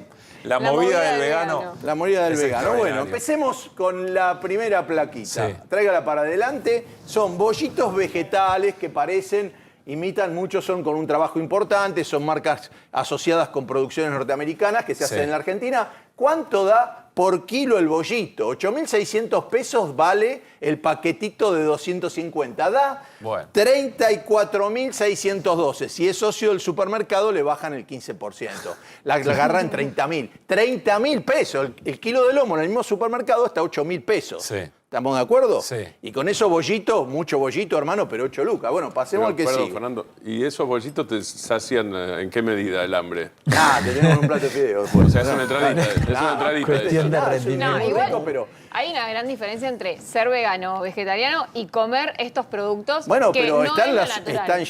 Ya sé, pero. No, estos hay algunos que están muy bien hechos y muy bien equilibrados, pero es un laburo bárbaro que está. Digo, hay un montón de los supermercados de heladera dedicado a esto. Yo no sé quién vaya a agarrar el paquete y no mira, pero sigamos. Pero El otro. está bien lo que dice Mele. Bien. Mele dice, pará. No, ya ¿Quién sé, es yo soy vegetariano? vegetariano Ah, del año 94, así que mira, tenés por eso carnet me del preocupa 94. este tema. 30 Pero hay un años. montón de incautos que van y pagan esto. Bien. Sigamos con esta marca, que es una marca importante. Puede ser que usted lo busque, lo encuentre un poco más barato, Sí. pero es carísimo. Plan Plus Food, este producto que es una hamburguesa, por kilo, ¿cuánto da? 23.000 pesitos. Si le baja el 15, llega a 20 lucas. Puede comprar un kilo 20 Sí, lucas. claro. Bueno, pasemos. Es una cosa. Bueno, acá ya tenemos otra hamburguesa de otra marca en 13.000 pesos. Pasamos de cosas de 30.000 pesos por kilo a 13.000 pesos. Pero hay gente que vio esa cosa al que, bueno, yo supongo que ahora no, porque la realidad te va golpeando. Claro. Pero antes vienen algunos, che, comprate como eso, agarrate una cerveza, ¿viste? Como si fueran todas iguales. Bueno, en la cerveza no hay esta variación de precios. Bien, esta es una marca importante, Veggies. Perdón, ¿son hamburguesas de qué? Perdón, estas son de chía, lentejas, quinoa. Quinoa, esta no imita la acá. Bueno, pasemos a la que sigue. Esta la pasamos a otra marca más. Hay una marca que es muy interesante. ¿Dónde está? La que tiene. Hay una que se llama. Vio que dice Not Cheese. Claro. Not Milk. Not Milk. Ese es un grupo. Bueno, esta es otra que no es esa, pero Vegetalex, que tiene. Perdón, pusimos hot dogs en vez de pancho. 11.000 y 7.600. Ya empieza a haber algo más barato. Pasamos de 30.000 a 7.600. Ahora, yo le mostré ayer que el kilo de calabaza estaba a 300 pesos. Sí, claro. Ahí da 7.000 pesos el kilo de hamburguesa de calabaza. ¿Cuántas veces se multiplica? Sí, claro. Es una locura, Samo. Bien, la que me interesa a mí es hay una que es not chicken, not cheese. Bien, esta se define por lo que no es. Claro. Es decir, no es pollo, pero es muy parecido al pollo. Sí. Trabajan con inteligencia artificial. Este es un grupo chileno asociado con Amazon que labura muy bien y son productos muy ricos en el sentido del sabor muy parecido al original. ¿Está de acuerdo? Bueno, ahora los que nombraste son productos no hay interna vegana en este caso. No hay interna vegana. No hay interna vegana. No, acá estamos de acuerdo. Bueno, y pasemos a los últimos, que son acá, por ejemplo, el grupo Molinos Río de la Plata. Estos son más baratos. Es 7.000 pesos, 7.051, Luchetti. Y pasamos al último, es esta Granja del Sol, también de Molino Río de la Plata, 6.000 pesos. Pasamos de 6.000 por kilo a 30.000. Sí, eso es una variación muy grande. Los productos ultraprocesados siempre fueron carísimos. Si vos vas a comprar las de pollo, que son... que no las de pollo, la marca, 8 o 10.000 pesos, también lo vemos el otro día. Bueno, Claro. el otro día encontramos de pescado a 4.000 pesos. Era barato. Entonces, por eso digo, hay cosas que no tienen relación y la gente tiene que mirar porque se va a ahorrar mucha plata y va a poder vivir un tiempo Y después más. hay otro elemento que es comer saludable es muy caro. Claro, bueno, Comer a ver, si usted... Puede no serlo, dice No tanto, Melody, puede porque no si serlo. usted no, ahí Está sí bien. estoy de acuerdo con ella. Si vos sabés combinar, por Sabés ejemplo, comprar. garbanzos, Sí. que es un alimento muy completo, Sí. si agarrás lentejas, hay un montón de productos que son relativamente y que rinden mucho más que la carne. Sí. Entonces ahí sí, si sabés cocinar y te manejas bien, vas a vivir bien y vas a ahorrar plata. Muy bien. Pero bueno, por ejemplo, el mejor aceite, por supuesto, es el de oliva y sabemos que está el litro de aceite a eso no te 12.000 lo o voy a 14.000 pesos. Claro, ¿No? claro. ¿Por qué? Porque los del resto de los aceites, cuando superan los 120 grados, empieza a alargar radicales libres que son cancerígenos. Entonces, el mejor de todo es el de oliva, que supera cualquier temperatura, pero es prohibitivo. Sí, claro. Bueno, pasaron los 0 tips por Equipo de Noticias. Muy buen segmento por otra parte. Bueno, no todas son buenas, che, para Elon Musk, porque le tocó la foto con Milei. Y si Elon Musk creía que estaba en Navidad porque le había tocado la foto con el presidente argentino, estaba equivocado. ¿Cuál es su situación? ¿Qué le pasa a Elon? ¿Quién se ha llevado el mes de abril? Esto es lo que se pregunta Elon Musk, que arrancó diciendo en X, en Twitter, que quienes sean nuevos usuarios van a tener que pagar por publicar. ¿Por qué? Porque él quiere eliminar a los bots. Ya en el 2022 él había publicado en Twitter que su guerra total iba a ser contra los bots. ¿Qué pasa? El CAPTCHA, ¿viste? Donde vos tenés que poner ¿soy un humano? Sí. Bueno, parece ser que la inteligencia artificial ya sabe decir ¿soy un humano? ¿Dónde está la senda peatonal, los colectivos, Claro, ¿dónde está? los semáforos? Sí, ¿dónde está la bicicleta? ¿Dónde está el colectivo? Bueno, la inteligencia artificial, que ya sabe hacer muchísimas más cosas Sí, que ya esta. es una pavada, Claro, esto sabes que te lo pasa por arriba. ¿Qué dijo Elon Musk? Bueno, la única manera que yo tengo de ir en contra de los bots es esta, cobrarle a la gente. ¿Feliz la gente? No, claro. Para nuevos usuarios. Para nuevos usuarios que ya quieran están, no va a tener que publicar. pagar.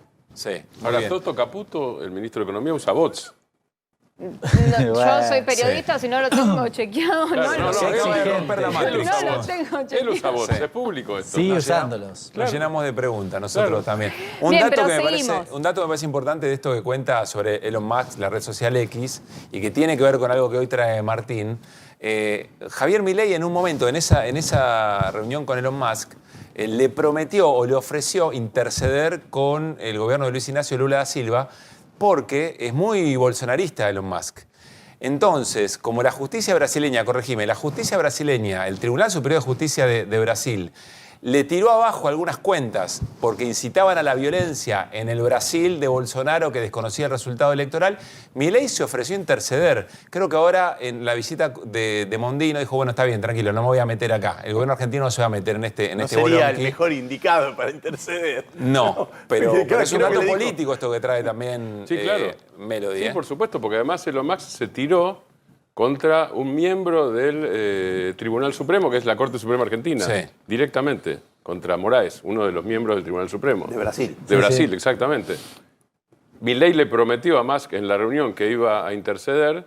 Yo leí eso y lo que me quedó claro hasta ahora es que iba a intervenir en el tema más que interceder. Sí. E intervenir en el tema No es lo mismo. significó: no van a Brasil, vengan para acá. Brasil no los trata bien, venite para acá, Elon. Eso fue el mensaje de Milei hasta ahora. Bueno, pero no ¿Qué solo más dijo esto. Mondino? No sé, pero Milei dijo eso. No solo esto le pasa a Elon, Melody. No, y no en solo esto, se han alineado Elon y Milei. ¿Por qué? Porque Elon Musk dijo que va a despedir al 10% de sus fábricas a nivel mundial. Epa. Aproximadamente tienen 140.000 empleados, a lo cual serían 14.000 personas que se quedarían sin empleo.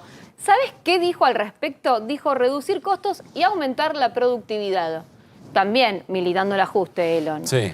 Pero seguimos porque SpaceX, ¿viste la empresa de Starlink? Sí, claro. ¿Qué dijo? Que hay países donde no está regulado, pero lo están usando igual. Y que a fin de mes se iba a terminar. Ya están mandando mails a estas personas. Cosas rarísimas. Pero, Por perdón, ¿cómo ejemplo, hacen? ¿Adquieren el kit y eso te lo llevas a cualquier lugar y lo puedes usar? adquieren el kit de manera ilegal y también de manera ilegal acceden a los satélites. Porque como esto no tenés que estar conectado a ningún cable, podés acceder. Bueno, que te tiro 3 perlitas. Sí. Unidades de militares rusas en Ucrania. Esto lo dice un informe de The Wall Street Journal.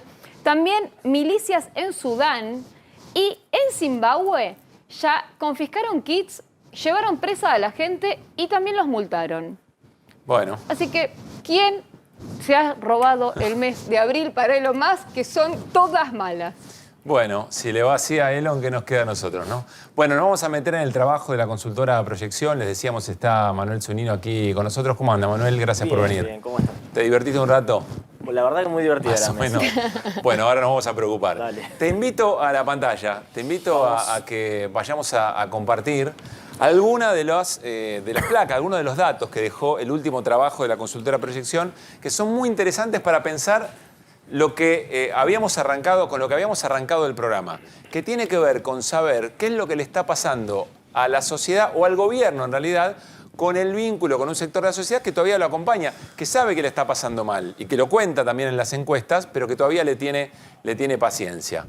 Bueno, vamos a ir recorriendo algunas de las preguntas que hicieron desde Proyección. Entre los siguientes problemas del país, ¿cuáles son los que más le preocupan en este momento? Se podía marcar hasta 3 opciones. El primer dato tiene que ver con la inflación, el 61%. El segundo dato, acá te voy a hacer la primera pregunta, Manuel. Si bajos salarios o ingresos familiares o personales, porque esto es una foto. Es una foto. Del ¿Cómo 8 de venía abril. de antes? Es interesante. Bajos salarios o ingresos escaló una posición en el último mes. Venía tercero, desde que asumió Milei hasta acá, subió al segundo lugar. Relegó al tema de la seguridad, que está en tercer lugar. Sí. Para marcar algo, bajó también inflación. Bajó respecto a marzo, entre marzo y abril, bajó 5 puntos inflación y subió 5 puntos ingresos. Son las dos caras de la misma moneda, lo que necesita una familia todos los meses para subsistir y lo que le ingresa. Claro. Inflación e ingresos hay que verlo en términos de poder adquisitivo como un combo. Bajó inflación, creció ingresos como preocupación. O sea, estamos hablando de... Hay un empate, digamos, en esa situación. Ahora volvemos a esto, que me parece sumamente interesante. Inseguridad dice que bajó un poco, 36,6. Atención con esto, los impuestos, altos impuestos, muchos impuestos, 21,5. Recién estábamos conversando lo que está pasando con las facturas de electricidad, por ejemplo, que van llegando a los hogares y a los comercios. Ahora, y después perdón, aparece el perdona, desempleo. Pablo, eso está primero, me parece, ¿no? ¿O no? ¿Cómo? ¿Otros gastos básicos del hogar, incluye tarifas? A ver qué La inflación, implica. Sí, tiene que ver con los precios. Me parece que todavía no estaba tan presente el tema de las tarifas. Lo vamos a ver con mucho más impacto el mes que viene, la próxima medición. ¿Pero tarifa lo tenés en impuestos o tarifa lo tenés claro, ¿dónde lo tenés? Queda interpretación del encuestado, obviamente. Yo creo que está mucho más presente en tema de inflación y de precios de los gastos básicos. Y aparece el desempleo, es decir, el miedo a quedarse sin trabajo, 19.4. ¿Cómo se fue moviendo ahí hay esto? un tema, es un fantasma que volvió a aparecer. Si lo pensamos en términos interanuales, estaba hasta diciembre del año pasado y también en enero cerca del 10%. Ahora está casi en el 20%. Se duplicó la preocupación por el desempleo. Todos estos datos que miden la pulsión social, el humor social, coinciden con los datos económicos, con los datos duros. O sea, son un reflejo de la realidad económica y empieza a haber más preocupación por el desempleo. Esta parte no me la escucha, Manuel, pero son muchas consultoras que miden estas cuestiones. Algunas darán un poco más, otras darán un poco menos, pero esto que dice Manuel es importante. Acá hay un correlato con lo que está pasando en lo que se palpita diariamente, con lo cual legitima efectivamente esta situación. Esta es la foto de lo que palpita la gente y se corresponde con los datos duros de la economía, con los datos objetivos. Antes de pasar a la próxima placa, una pregunta quiero hacer, que recién lo conversábamos. Si baja, subamos un poquito más, donde aparece el tema de la inflación. Si por lo que cuenta Manuel, baja un poco la preocupación por la inflación y empieza a aumentar salarios e empieza a aumentar desempleo, el gobierno tiene su suerte atada, por lo menos así lo manifiesta, a cómo va dando el número de inflación. ¿Puede ser que se esté desatando el número que da la inflación, contrastando con la realidad que vive la gente? Con la percepción, yo creo, y por ahí Hernán lo puede decir mucho mejor, siempre que la inflación sea de 2 dígitos hacia arriba, por más que se desacelere, no se siente el impacto en la economía real, porque está subiendo todo el tiempo los precios. Vos vas al almacén el lunes que viene y vas el otro lunes. No, pero además, que si el aumento... Tu aumento de salario es menor a la inflación. Cuando vos tenés una inflación alta, pero tu crecimiento del salario es alto o supera, vos no perdés poder adquisitivo. Acá lo que estás juzgando es el poder adquisitivo. Eso quizás lo ves más en el largo plazo, mes a mes por ahí, pero en términos de la diaria, la gente va a comprar todos los días al almacén, al kiosco, a la carnicería. El que es vegano irá a la verdulería o a la dietética y ve los aumentos de precios que por más que se desacelere el número final que nos muestra el INDEC, se desacelera algunos puntos, eso no se siente en la economía real, salvo que baje de verdad, que baje y se ponga, no sé, 5 o 6 puntos. Es que en general es intuitivo, ¿no? Pero en general uno va al supermercado y tiene la sensación que aumenta mucho. Uno dice, bueno, arriba de 10%, medio que vas a sentir siempre eso. Esta es un poco la cuestión. Si es 9, no hay grandes diferencias, pero en general uno dice, bueno, arriba de 10. Quizás lo que yo compro, la mitad de las cosas no aumentó arriba de 10, pero las que aumentaron arriba de 10 digo, uy, pucha, aumentó un montón. En términos de pesos incluso sí, tiene esa sensación de que la inflación sigue en niveles francamente inmanejables. Cuando el umbral del 10% es arbitrario, pero bueno, uno diría, en el 5, yo qué sé, empezás a pensar con una lógica distinta. Bien. Aquí la pregunta es si en algún momento puede llegar a ocurrir, lo cierro acá para seguir con el resto de las placas, si puede llegar a ocurrir que en algún momento el gobierno diga inflación de un dígito ganamos y la sociedad reaccione diciendo yo no he ganado nada, si mi situación es tremenda. Eso sería un golpe muy fuerte. Es el interrogante, si hay gente que puede cambiar poder adquisitivo por estabilidad de los precios, si están de acuerdo con eso, pero bueno. ¿Cuál de las siguientes opciones representa mejor la situación económica de su hogar hoy? Fue la pregunta que hizo la consultora Proyección. El número más importante, 38,2%, tenemos que achicar gastos para llegar a fin de mes. El siguiente es 28,1%, nos alcanza para lo que necesitamos. El 27,2%, no llegamos directamente a fin de mes. Podemos ahorrar el 6,5%, una porción muy minoritaria. Chiquita. Te lo resumo, el 65% de los argentinos, 2 de cada 3 argentinos tienen dificultades, algunos más severas, otros menos, pero dificultades, en fin, para llegar a fin de mes. ¿Tenías una previa de esto, como daba antes? ¿Cuáles se movieron? Sí, estuvo siempre, desde que arrancó Milei, enero, digamos, desde enero hasta acá, en torno a los 70 puntos. Esta es la medición que mejor le dio a Milei desde que nosotros arrancamos a medir, que fue en enero a este gobierno. Pero es un número muy alto que dice, tengo conciencia de que la estoy pasando mal. Claro, y que me tengo que achicar. Tenemos otras mediciones que te dicen, me achica un producto de limpieza, higiene personal, la mitad de la gente cambió los cortes de carne o pasó a segunda y tercera marca de lácteos. Es constante, desde enero hasta acá es constante. En las próximas placas lo que nos vamos a preguntar es si la sociedad le encuentra sentido a ese achique. En su opinión, bueno, aquí ya nos vamos a otro... Vamos a dejar esta para lo último, Agus, si podemos, y sigamos con las próximas. Acá está, esto me parece interesante para plantearlo de recién. En su opinión, ¿el rumbo de la economía es correcto un 40,2%? Está empatado. Incorrecto 39,7%, no sabe, está como chusmeando el asunto, 20%. Es un número que como gobierno uno intuye que festeja contrastado con la realidad, ¿o no? Yo creo que sí, además lo vemos a Milei todo el tiempo tratando no de construir una mayoría, porque se peleó con todo el mundo, vimos cómo es su armado político, su estrategia, sí trata de construir una primera minoría quizás muy intensa, sí. Y estamos viendo que está teniendo niveles de aceptación que parten del 40%, incluso un poco más en algunos indicadores, pero está construyendo un núcleo duro que se compone en gran medida de votantes Juntos por el Cambio. Ahí hay que ver esa tensión. Ahí voy, Hernán, pero yo voy a jugar acá a favor del gobierno. Si yo leo que el 40% está convencido que es el rumbo correcto de la economía y un 20% que duda, pero me quedo con el beneficio de la duda, tengo un 60% de gente que dice, bueno, pago por ver. El que duda tenés que repartirlo. Yo te digo una cuestión. Sí. Recién veíamos, 65% dice que recortó o que está muy complicado, que recortó mucho y le cuesta llegar a fin de mes, o que recortó bastante y está complicado. 65%.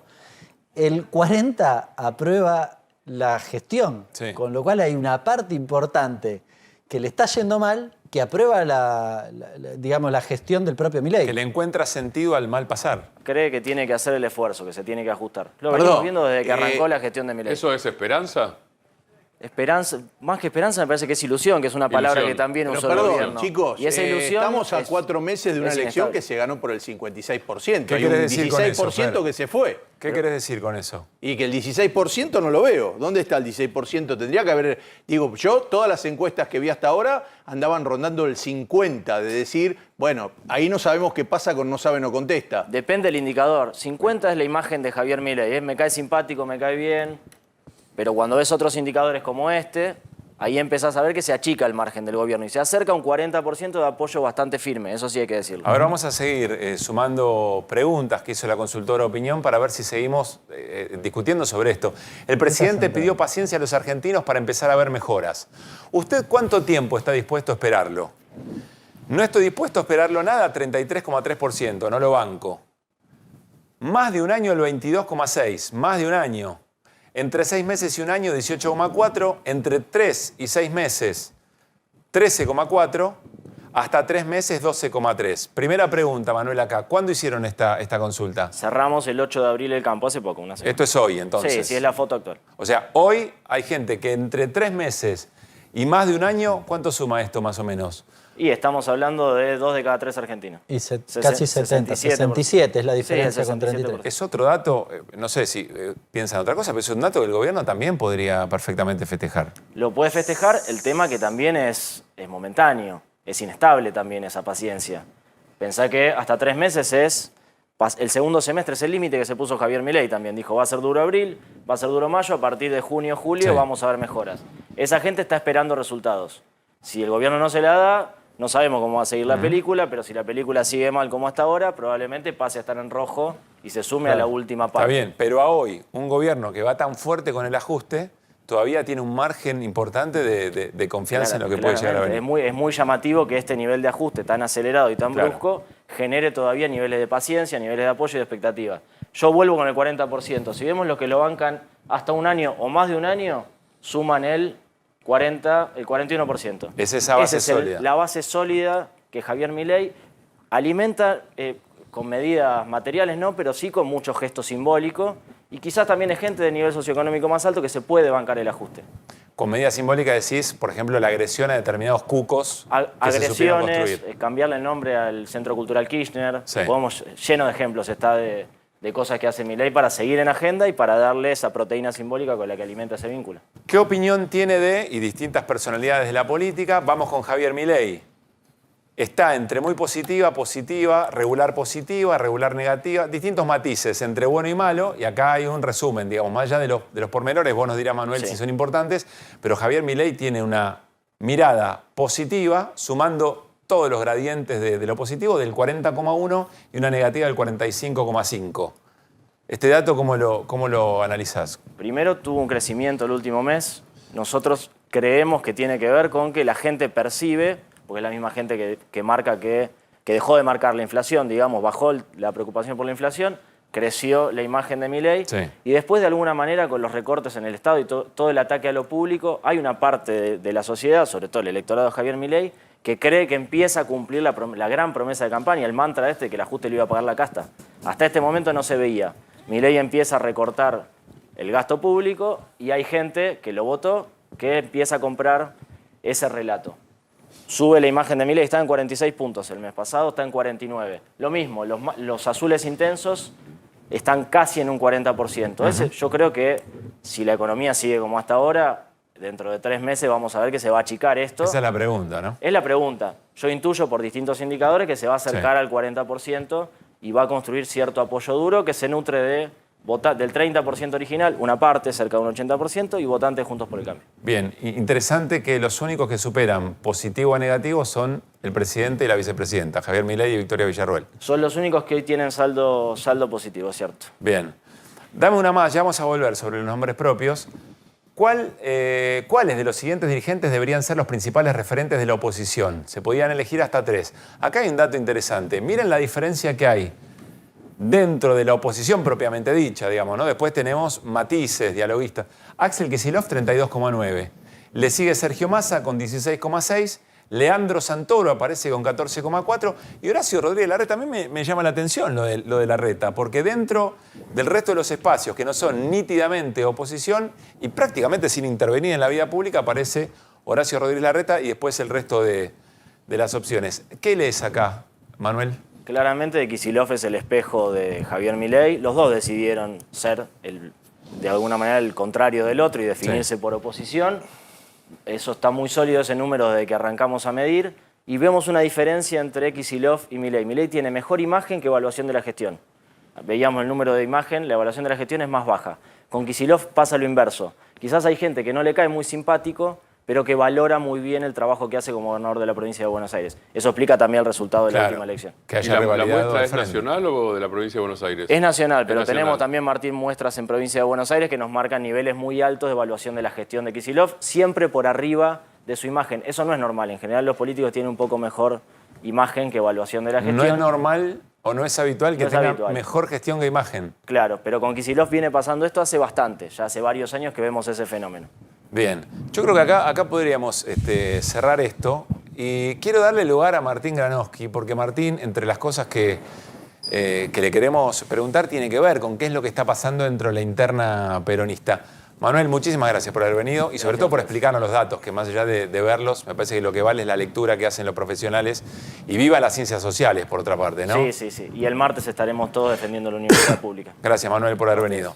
Vuelvo a la mesa, voy al encuentro de Martín Granowski. A ver, Martín, ¿qué está pasando en el peronismo? ¿O cómo podrías caracterizar la foto de hoy del peronismo, incluso con estos datos? Sí, sobre todo en la provincia de Buenos Aires, me parece, que además es provincia gobernada por el peronismo y además 40, 37, 38% de población, de producto industrial, de potencial productivo, mínimo. Es decir, que ahí está todo, una buena parte de la Argentina está ahí, no todo, por supuesto. Ahí aparecía en lo que mostraba Manuel Zunino recién algo interesante, que es quiénes deberían ser los referentes de la oposición. No dice quiénes son la pregunta, dice quiénes deberían ser. Como conozco la capacidad profesional de Manuel, eso está pensado seguro. No se lo pregunté, pero estoy seguro de que eso está pensado. Ahí hay una cuestión de expresión de deseo de quiénes deberían ser. ¿Quién debería ser y ¿Quién no debería ser? quién No hoy lo solamente es, quién en efecto? Exactamente. Sí. Porque hoy, en realidad, si uno tuviera, esto ya es análisis mío, si uno tuviera que ver, nadie lidera la oposición. Eso no existe hoy. Eso no existe. Esto es quién debería liderar. Entonces, lo que hay ahí, en esa encuesta por lo menos, es un primus inter pares lejano del segundo, al doble de Sergio Massa, veíamos recién. 32 contra 16%. Sí. Ese es un dato. Uno debería preguntarse si Kicillof tiene plan. La pregunta es, ¿Kicillof quiere ser candidato a presidente en el 2027? Vos dijiste en el primer programa algo que yo recojo. En este programa vamos a decir no sé. A mí me pasa lo mismo. Si vos me preguntás, ¿Axel Kicillof quiere ser candidato a presidente en el 2027? Yo honestamente tengo que decir no sé. ¿Por qué no sé? Porque no tengo ningún indicio serio, informativo, ni de Kicillof, ni del entorno de Kicillof, ni en lo público, ni en lo privado, de que Kicillof haya decidido largarse. Ahora, si vos me preguntás... Es temprano también, claro, ¿no? Exactamente. Y vos me preguntás, en sus primeros meses, claro, su segundo exactamente. mandato. Pero hay otro elemento a tener en cuenta que ya es fáctico, que es qué hizo Kicillof cuando se planteó si iba a ser candidato a presidente o iba a ser candidato a la reelección en la provincia de Buenos Aires. Entonces, ¿qué hizo? Fue agrandando una foto. Todo empezaba, lo público digo, ¿no es cierto? Después hay rosca privada siempre en la política. Lo público, lo más o menos público, empezaba siempre con un asado en la gobernación. Cuando uno miraba la foto de ese asado, la foto era periodísticamente horrible, eran caras chiquititas, imposible de detectar, había que mirar con lupa, y políticamente interesante. O sea, periodísticamente no te servía para editar un diario. La foto, sí. Sufría yo, sufrirías vos poniéndolo en pantalla, todo lo que estamos aquí. Ahora, políticamente, uno iba mirando con la lupa y cada vez esa foto abarcaba más gente. Entonces, abarcaba algunos intendentes, después fueron más intendentes, dirigentes sindicales, primero en la CTA, después eran dirigentes sindicales de la CGT, luego eran dirigentes del interior, intendentes y dirigentes del interior de la provincia de Buenos Aires, después se sumaron los movimientos sociales, y en algún momento, mientras tanto, Kicillof seguía diciendo, yo voy a hacer lo que decía mi espacio político, mi jefe es Cristina, yo no soy un egoísta y me gusta gobernar la provincia de Buenos Aires, pero no soy un egoísta, decía Kicillof. Hay que tener en cuenta esa construcción, porque fue una construcción de hecho, o en todo caso, si fue pensada, el plan no fue público, vamos a decirlo de otra manera. Si fue pensado, no fue público. ¿Qué está pasando hoy? Que algunos dirigentes cercanos a Kicillof están removiendo el avispero, digamos. Andrés Larroque, el Cuervo Larroque, ministro de Desarrollo de la Comunidad, ex secretario general de la Cámpora, pero que se fue de la Cámpora, está diciendo, y lo dijo en un acto con Kicillof presente, con Kicillof delante en San Vicente el fin de semana, que algunos mandan WhatsApps en nombre de Cristina. No dijo quiénes. Yo pregunté directamente, ¿se refieren a Máximo? Me dijeron, no, Máximo no está. Máximo Kirchner no está mandando WhatsApps. Es decir, Larroque no se refirió a Máximo Kirchner. ¿Qué quiere decir que estén mandando? Que algunos mandan WhatsApp en contra de Axel Kicillof o cuestionando a Axel Kicillof, decía Larroque. Sí. Y entonces, cuestionar, decía Larroque, casi lo cito textualmente, a la persona que está gobernando la provincia de Buenos Aires y que es la que aparece con más peso político nacional, va en contra del espacio político del peronismo. Es andar en una, dijo Larroque, ¿no? Es andar en una. Andan en una si lo critican a Kicillof. En una deben andar, exactamente. Eso es así. No hubo una escalada. ¿Qué hace Kicillof después? Ayer y hoy va a visitar distritos gobernados por intendente de la Cámpora. Hurlingham o Harlingham, como ustedes quieran, elijan, es uno. Y Quilmes es otro, hoy. Son gestos de buena voluntad. Ahora, si sumamos a eso y recordamos de nuevo la historia, en realidad, Manuel decía algo sobre la gestión recién. Axel Kicillof basó parte de su campaña para la reelección una vez que el espacio político decidió que fuera reelecto, y eso fue después de que Axel Kicillof acumulara una fuerza suficiente para eso, lo dijera o no lo dijera, pero así fue. Después de eso, basó una parte de la campaña en la gestión. Y hoy tiene una doble cosa, hay una doble faceta eso, para ser más preciso. Una parte es la gestión y otra parte es que está subido al ring por voluntad propia, voluntad política y de gobernador, y porque Milei lo sube al ring, además de todo, como oponente principal. Pero además porque ya van 3 presentaciones judiciales de Kicillof a la Corte Suprema. Una pidiendo la recuperación, la recuperación del Fondo de Fomento Financiero. Esto no contestó la Corte todavía. Era una cautelar, un pedido de cautelar y una cuestión de fondo planteada, de inconstitucionalidad. Y hay otras 2 presentadas ayer. Una tiene que ver con... El FONI y transporte. Claro, exactamente, con el Fondo de Incentivo Docente, que tiene que ver directamente con la educación y con los salarios docentes, pero con la educación, porque bajás salario docente, pibes y pibas aprenden peor. Digo, eso llevaría tiempo demostrarlo, pero es demostrable, digamos, es más o menos evidente. Que una docente que se tiene que preocupar. ¿Cómo? Debería llevar más tiempo de mostrar lo contrario. Pero claro, pero está claro que una docente con mayor preocupación por la subsistencia, obviamente tiene que poner, por más vocación que tenga, menos energía en la parte pedagógica, aunque la ponga y aunque tenga pasión, cosa que ocurre en la realidad. Y la otra es el fondo de transporte, que subsidiaba transporte. Yo sé que viene perdiendo 3 cosas. Más, Hernán lo sabe mejor que yo, más la pérdida de recaudación por caída de la actividad económica. Es decir, la provincia tiene menos ingresos. Uno diría también que la nación tiene menos ingresos. Porque si es injusta la coparticipación, esto me parece que a veces no se mira, si es injusta la coparticipación tiene otro costado. Si la provincia de Buenos Aires recibe menos, la nación también recibe menos si hay recesión. Recibe mucho más, así que es doble el problema. A acentuar la política de ajuste. Claro, y ajustar al resto de las provincias claro, también. O sea, hay una discriminación anti-bonaerense y termina habiendo un perjuicio contra el resto de las provincias. A ver si te interpreto bien, Martín, vos decís, Kicillof basa su reelección en un momento muy crítico para el oficialismo de entonces, su propio espacio político, en la gestión. Y ahora va a tener una gestión muy difícil. Perdón, en la gestión más un armado político dentro del peronismo y con los aliados del peronismo, un armado político muy amplio, que además fue ampliando progresivamente de manera constante. Está haciendo lo mismo. Pero vuelvo, yo no estoy diciendo que Kicillof vaya a ser, primero, no lo sé, y tampoco estoy diciendo que vaya a ser el candidato presidencial para el 2027, porque como vos dijiste, falta mucho. Pero está plantado políticamente y no solo en la gestión. ¿Ibas a decir algo, Hernán? No, iba a confirmar, digamos, los datos que tienen que ver con el desafío que significa, si querés, para la provincia de Buenos Aires, en particular para todas las provincias, en relación a los recursos. Es cierto que la nación pierde, no es menos cierto también que cuando vos dejás de pagar los impuestos municipales, provinciales, nacionales, los haces en ese orden. Primero le dejás de pagar a la municipalidad, después a la provincia y después a la nación. En general, la nación, yo creo que Milei pretende una cosa más general y una más particular. Endilgarle la mayor parte de la responsabilidad del costo de sus propias decisiones a las provincias y en particular a la provincia de Buenos Aires. Porque hay una diferencia en la provincia de Buenos Aires que es lo que decía Martín, el fondo para pagar los salarios de los policías, que es un monto importante y que ese es un agujero importante y un desafío para la provincia. Cerramos rápido. No, yo creo que es muy difícil cuando recordás los buenos momentos de la Argentina, los momentos de crisis, te acordás de los presidentes. ¿Quién es gobernador? Lo tenés que pensar. Yo creo que las crisis fuertes se relacionan al que está manejando el timón, no a los gobernadores, por más que pretendan hacer eso.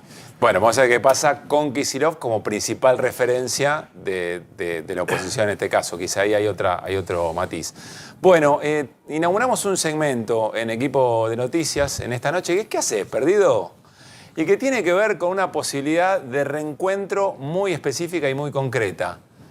Tiene que ver con el presidente de la Nación, Javier Milei, la ministra de Seguridad, Patricia Bullrich, y el expresidente y presidente del PRO, Mauricio Macri. ¿Hace perdido? ¿No? ¿Hace cuánto que no sabemos en qué está la relación, sobre todo entre Milei y el expresidente Macri? ¿Y dónde podría ser esto? En la reunión de empresarios, dirigentes empresariales, dirigentes políticos que se va a dar en Bariloche, en el Hotel Yao Yao, a partir del próximo viernes. Voy a hacer un chequeo, esto no deberíamos hacerlo, pero hice una consulta hace muy poquito sobre la posibilidad concreta de que se realice, de que se dé este encuentro. Sí me confirman que el presidente Javier Milei va a asistir a esta reunión. Estaba en algún tipo de duda, el presidente va a asistir, va a viajar mañana a la noche en un avión de la Fuerza Aérea con la secretaria general de la Presidencia, Karina Milei, y también el vocero presidencial, Manuel Adorni. El dato de en qué viaja es importante porque ya se anunció que no viaja más en vuelos de línea, lo contó ayer Melody en el programa. Y me dicen si se va a dar el encuentro y no está todavía confirmado o no está del todo claro que este encuentro esté en agenda. Pero hay un dato importante, que el gremio ATE, es decir, trabajadores y trabajadoras del Estado de la propia provincia y del municipio de Bariloche, lo van a estar esperando al presidente Javier Milei porque entienden que alguna de sus políticas no les estaría generando muchas satisfacciones vinculadas al recorte de lo público en general, del trabajo y del empleo público en particular. No lo veo a Milei, mucho menos a Patricia Bullrich, interesada en reunirse con Macri, en este momento en particular, te diría, ¿no? Bueno, habría que ver qué significado tiene esa foto y qué valor le da a cada uno de los protagonistas de este encuentro, si es que se da a esa foto. ¿Es el mismo de los empresarios que se hace todos los años? Sí, correcto. En general no coinciden. En general suele ser consecutivo y no simultáneo. Sí. También es cierto que si quieren coincidir, se busca que por lo menos la conferencia o lo que digan sean contiguos. Totalmente. Sí, pienso en para qué le sirve hoy a Milei. Buena pregunta. ¿Por qué? ¿Para qué? Una pregunta que suele ejercitar y dice que mantenemos olvidados en el periodismo Martín Granowski. ¿Por qué? ¿Por qué sería importante esta reunión? Mauricio Macri de alguna forma también ha tenido varios rechazos, varios portazos con Milei. Primero, en la intención de hacer una suerte de cogobierno.